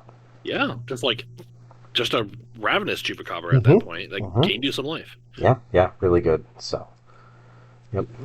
So this one here, it's a dragon. So that is relevant with Sarkhan and some other synergies, though I'm not sure that it actually fits in very many of those shells. But we do have, a dragon that cares about the lessons package, right, already, and this is another one that cares about the lessons package. And it is fairly reminiscent of, like, Enigma Drake, right? So. Yes. Notably, the dragon typing also matters for Ranon-Shaw. Yes. And the fact that we have multiple dragons for the Ranon-Shaw deck might be incentive to just play Sarkhan anyway. Yeah. And, like, yes. that is enough things to do with Sarkhan that it matters. It's also just, like, being able to go, like, your Shivan Fire or something, or your Quench on 1 or 2, and then playing this and they're going to penetrate with it, like, yeah, and it's just like, you are in a great spot now. Like, you went up on cards, you enabled your game plan, you cast your Ranon-Shaw on 5, you are good to go. Yeah, theoretically, you could play just straight up, like, non-lesson related blue-red dragons, and, like, you have this Meringue River Regent, Nova Hellkites, there's probably enough now. Ward 1 is, like, just enough, I think, to make this card pretty good on curve, so, yeah. Yeah, I do, like, personally, for me, I don't think this card is, like, ultra acceptable unless either the power is, like, 5 or greater, or right. I'm drawing a card off of it. Yeah, I don't think either of those is that much of an ask, though. Nope, don't think so. Yeah. Like, you would probably play the Shivan Fire if that was just in your deck. Yeah, absolutely. So, yep. This one is a little weird, and normally I don't really like to put these kind of, like, slow green draw engines on here, but this one does actually enable itself. And 4 mana to Earthbound 4, like, sure, like, it's tapped and you have to wait an extra turn, but we have a lot of support for power 4 or greater creatures, and we have a lot of cheap power 4 or greater creatures now, and since we can actually play green creatures in a format without Screaming Nemesis, I think anything that cares about, like, power 4 or greater did get a buff as a result. So maybe we see some scrap shooter, red-green, stompy bullshit running around.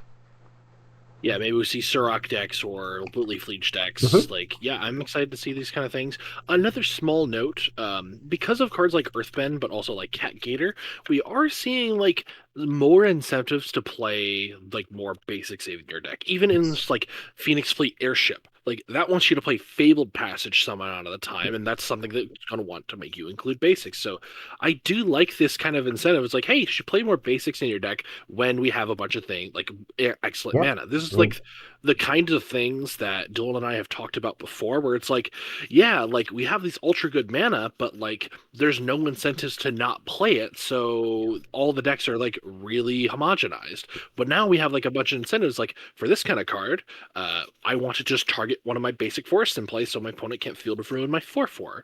So it's just like, there's a lot of small incentives to play more basics, and I really, really love that design. And that's one of those things that's, like, I think it's hard to notice at a glance, but I see it and it's super cool. Yeah, I like that sign-wise with this set, obviously because of the flavor of the IP it's drawing from, that splashing in multiple cycles that specifically reference basics, and then also things that care about, like, untapped lands and on curve and stuff, is really cool. Like, because obviously we have like the whole Cat Gator cycle. There's multiple cards that care about, and then the whole cycle of lands and stuff. So I like pushing the incentive to care about basics more. So. Love it. All right, Haru Hidden Talent. This one is a pretty powerful ally payoff, and that's really why it's in here. So, yeah, just turn your entire mana base into an army of idiots, and that's one way to make your lands work for you, especially in your 4 or 5 color deck. Yep. Love it. A Benevolent River Spirit. So this one we're probably not water bending nearly as much as we are putting this into play off of Helping Hand. And it is pretty good to put into play off of Helping Hand. So yeah. There was a similar design in Lost Caverns of Ixalan. I think it was like Guardian of the Sixth Gate or something. Yeah. Where it was white for a 4/4, and you had to like tap 4 untapped artifact creatures or lands for it. This is another one of those effects that, like, if we had like a Kayla's Reconstruction or a Collected Company type thing, you could just put this into play and it's just a giant donkey. Yeah. So the fact that we have multiples of them, like, yeah, maybe we're going in this direction, and I would love to see decks with these cards. Yeah. I think this is like probably the most pushed we've seen those types of cards, because 4/5 means it dodges a lot of the convenient removal, so you end up having to pay way more to remove it, which means you almost always get to utilize it, and then scrying too is really nice. Like, so 2 keywords on this sort of thing is excellent. It's possible that you can go back to playing like Helping Hand blue-white Oculus, with this and Oculus. You don't really need many more threats than that. Look, Watsy, just print Aether Vial into Pioneer so we can finally play with the card again. That's just all I want. Yeah. All right, the next one is Gran, which I actually think is pretty good. Obviously, it's kind of insane if you're playing like the Blue-Red Lessons package, because you're presumably playing a lot of non-creatures, you get a lot of velocity there, but 1 mana 1/2 that, your opponent feels like they might need to point a kill spell at this. We haven't really had looters at 1 mana before. So, sure, it has to get into combat or like crew a vehicle or station or whatever, but 1/2 means it can actually attack on turn 2 a lot. Or you can just like kill their creature and then loot and then whatever. So this is a card that I would look at for both Pioneer and Standard. In Pioneer, it is legendary and it is a human, so you can play it in the Relic of Legends deck. You can play it in maybe even like blue-white humans or something. You can play it in Nashi decks as well. Yeah, this is a wild card to be like as good as it is. It's just like so unassuming, but as the closer you look at it, it's like this card is just like has a lot of interesting gameplay implications. It's also an ally. Yeah, it's also an ally. There's also the mandatory from Edge, where you tap another permanent. It works well with this card in a lot of scenarios, but it's also just like maybe in the Lessons deck, it's just like, this is just kind of the nuts, because you just discard something, you get to filter, you get to find your kill spells, like, we've seen, obviously we've seen the blue-green decks play Gene Pollinator before. Post-ban, most of them are actually back on it again, because you can just play Big Idiots now, right? And so I wouldn't be surprised if the Gene Pollinator decks, which look like they're getting multiple cards that they can potentially play, like the green 2-drop, and then potentially this in the blue-green versions. So, love it. Gurupathic. I put this in here basically exclusively for Standard. 4 mana 2/4 that, look at the top 5, take a card, is acceptable in Standard. And it can grow some other creatures, but I think if you play some kind of Lessons package, maybe this is playable. There is a good amount of sagas, too, that you can grab, but I don't really expect this to see... I don't expect this to see, like, a ton of play, but I think this is a potentially playable card. Obviously, this is, like, you look at a card like this in Enduring Curiosity, and you're like, why would I ever play this? But, I think it kind of just... depends on what your deck looks like. Yeah, there are definitely worlds in which this card see play. It's definitely not for of main play, but like you might play 1 or 2 in your Lessons deck. Yeah, absolutely. And I will definitely try to play it as a weekly if we ever get to play weeklies again. Right. So this one here, I had alluded to that in Pioneer in particular, we may shift toward away from blue-white spirits and just shift towards blue-white flyers. And Standard had some flying support. This is a very good favorable wins. It's just favorable wins that makes a clue, but that's good enough, right? Yeah. So it's never like terrible. And tying it to a clue rather than just straight up drawing a card does make it a little more fair. It is 2 permanents, which sometimes matters. It does help you waterbend as well, which could also matter. So I expect this card to kind of be its own archetype in Standard. Yeah. Maybe not necessarily Yes. tier 1 or whatever, but we have Spyglass Siren, we have Momo. There's plenty of cheap playable flyers.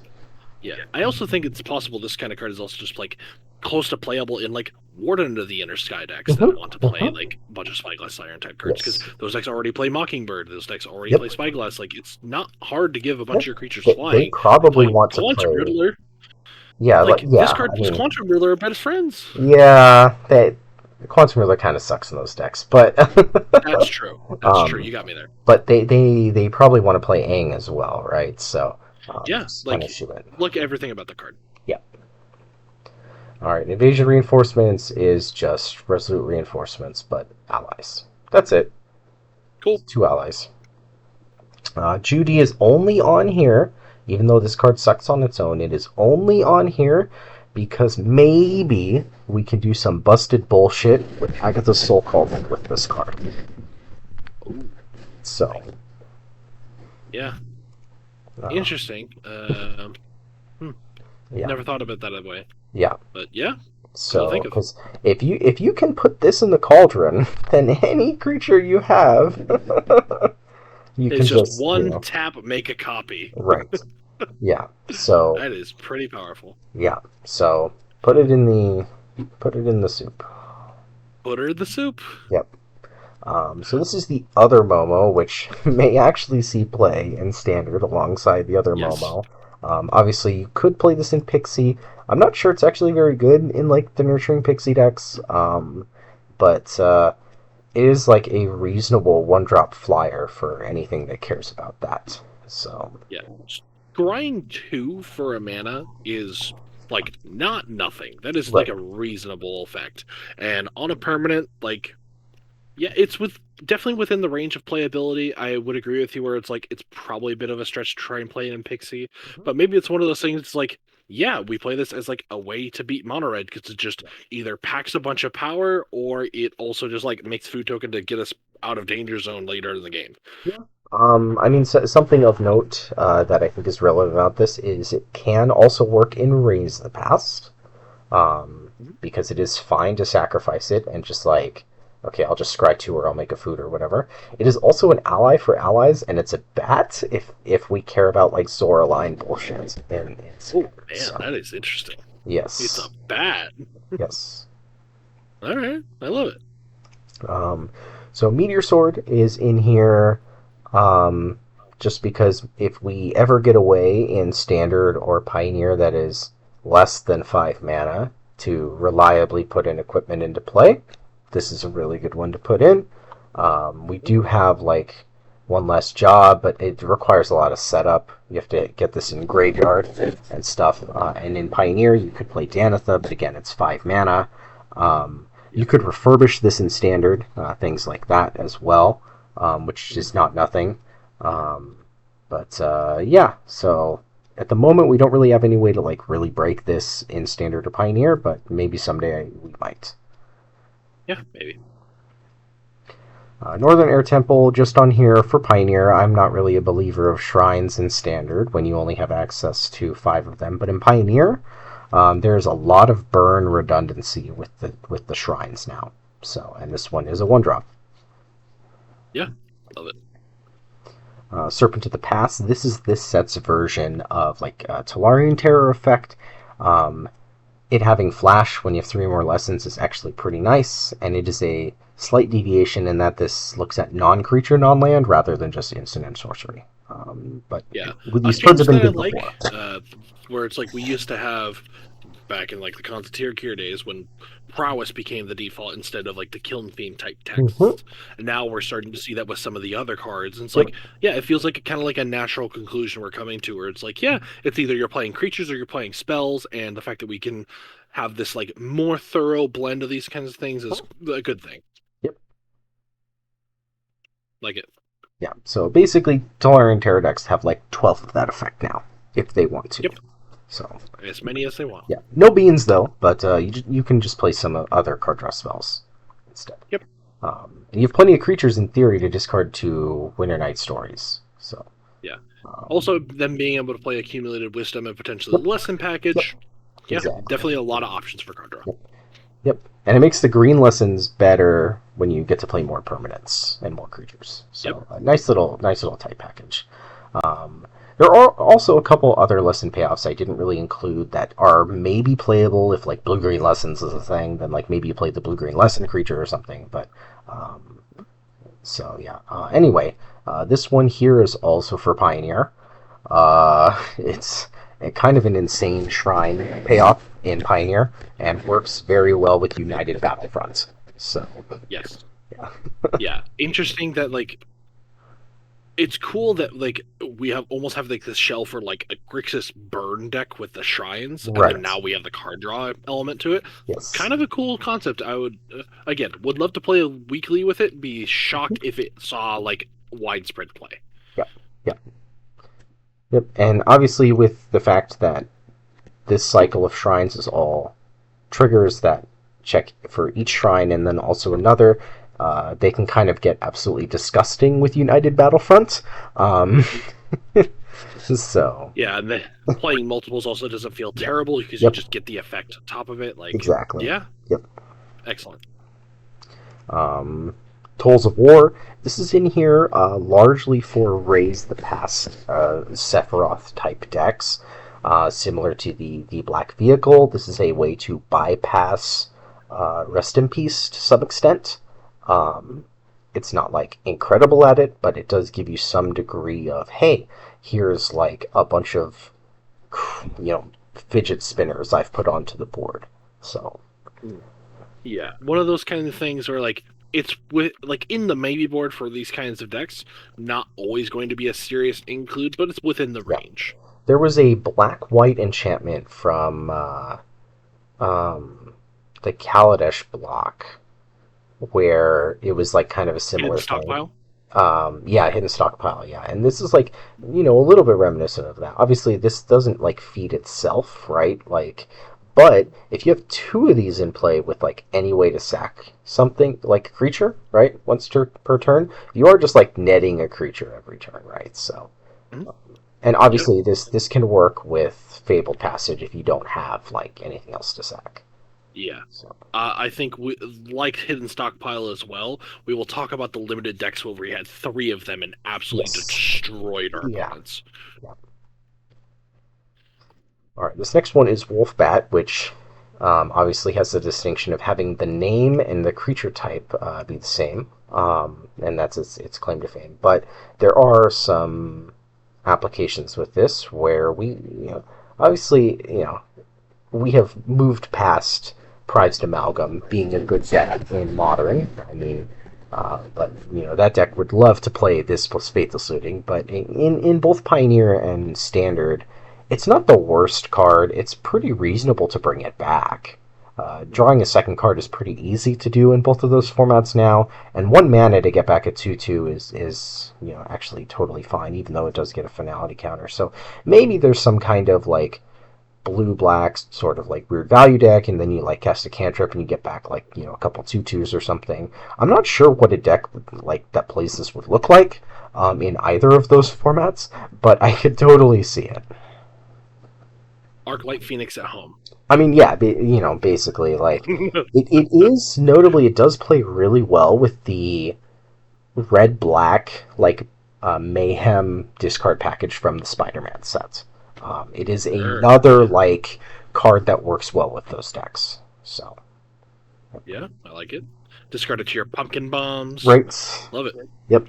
Um, so Zuko's Conviction, this is here, even though it is not a Zombify, like it's 5 mana to return at instant speed, it is actually a card that might be pretty good in the superior Spider-Man decks, because one of the issues with Zombify is it's only good when you're doing the thing, like when you're zombifying back, um, like an Arden or something. But this can actually work with Superior Spider-Man, because you can just pay 1 mana, pick up Superior, and cast Superior anyway.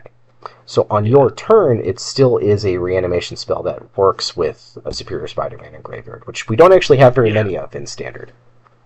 Not to mention the fact that it's like, this is the kind of card where, like, against the non-white decks, you get to blow out their ghost vacuums by picking up the card they target, and then you just immediately cast it. Yes. So like, we haven't really seen Raise Dead Zombify split cards before. So no. Yeah, this is like probably the first one, and it's an instant, which is crazy. Yeah. Of note, it does return the creature tapped, right? So you don't get to like super blow them out, but yes, instant speed is quite nice. Yeah, like you could not print this at instant untapped for limited reasons. Mostly, it'd be absolutely disgusting. Right. We've seen 5 mana instant speed reanimation spells before, and they're not really playable. But if the split card is, Raise Dead plus that card, that's pretty good. So love it. Yeah, Airbending Lesson. This is one of the lessons I forgot to group with the other ones. But yeah, just a not quite Soul Partition, because they only have to pay 2 rather than the full mana cost. But you do draw a card, so. Yep, and you like Soul Partition, you can still target your own stuff. Yep. Next one is Callous Inspector, which I actually think is like probably a pretty bad card, but but worth noting. Like it isn't like terrible when it dies, and Menace is a lot more reasonable. But I think in general this card is definitely not a Thraben Inspector. Yeah, not quite. Yeah. If it had the ally typing, we could even make justifications for it, but it just doesn't. Yeah. Curious Farm Animals. This card actually seems like pretty good to me. Obviously, it has 4 different card types. If you are playing that green guy that cares about non-humans with a bunch of types, Zookeeper. Right. But this is our version, our white Insidious Fungus, or our updated version of Haywire Might in Standard. So really nice for like Raise the Past decks or any sort of small white creature deck to have access to this. You would much rather play this than Cathar Commando. So yeah.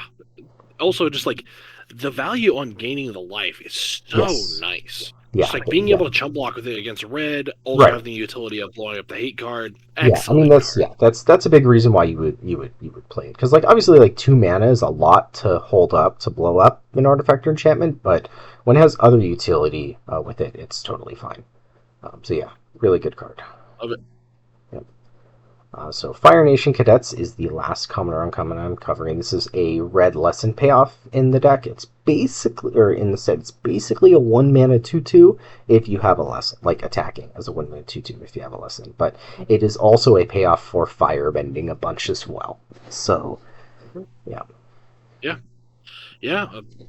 Just like one of those kinds of cards where it's like, if we went to travel back like 20 years in the past and we showed this card design to players, it would blow their goddamn mind. So we'd say, it's not really super constructed playable, but it might see some play. They would not believe us. Yeah, I mean, Magic's come a long way. But it's just a wild card to think about. Yeah. I think this is a card that is actually like, I think it's like deceptively very, very powerful in Standard. Who knows if it quite makes the cut, but I think it is very easy to use the firebending 2 mana index that are playing this beyond just like pumping it up. You can play a kill spell for free or something, or like other pump spells in your Leyline deck. There's a lot of cheap red lessons as well, so like you can trigger this on turn 2. So it attacks for 2 on turn 2 and is like a Burning Tree Emissary. Yeah, very powerful. Like the fact that you can play this on 1 and then just go kill spell 2-drop is like, that's standard playable 1-drops. Yeah. Obviously, I don't think it's quite as good of a card as Hired Claw, but like in the fair mid-range draws of red, this card is excellent. It's totally fine. Yeah.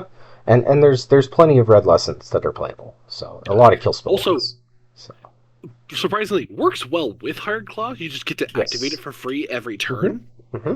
Like, Yep. outstanding common. Yeah. Yeah. Yeah. Very good.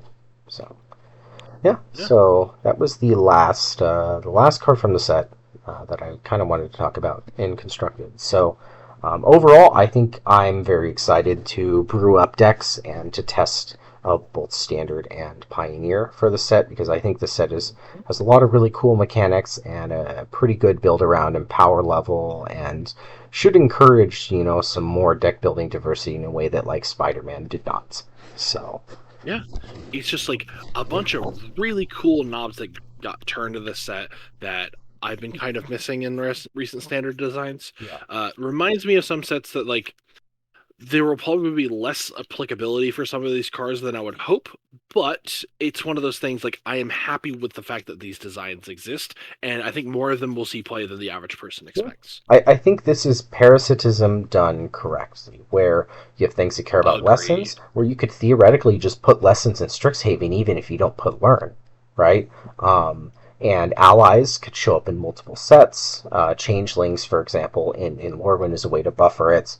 Um, so in firebending, obviously you're probably not printing cards with firebending, but you could print cards that like, now instant, speed combat tricks have more synergy with a lot of the cards in the set too. So yeah, so I think it sure some of the designs are parasitic, but I think they're less parasitic than I think we're typically used to. Even earthbending has other synergies you can do with it, right? You could have other cards, and I believe there are some currently in standard that like care about land creatures, right? You could print others down the line. So yeah, Yeah, love this set. Definitely feels like a nice refresher after we had Spider-Man, and one of those sets I think we will look upon Spider-Man with shame and remember this set with yes, adoration. yeah, yeah. Yeah, I'm very excited to play the early access and see what kind of decks I can try out. So it should be sweet. All Yeah, right. thanks y'all for joining Yeah. us. It's been an excellent time and a very, very long night for us, but we're glad you joined us. But yeah, thanks so much. We'll see you tomorrow.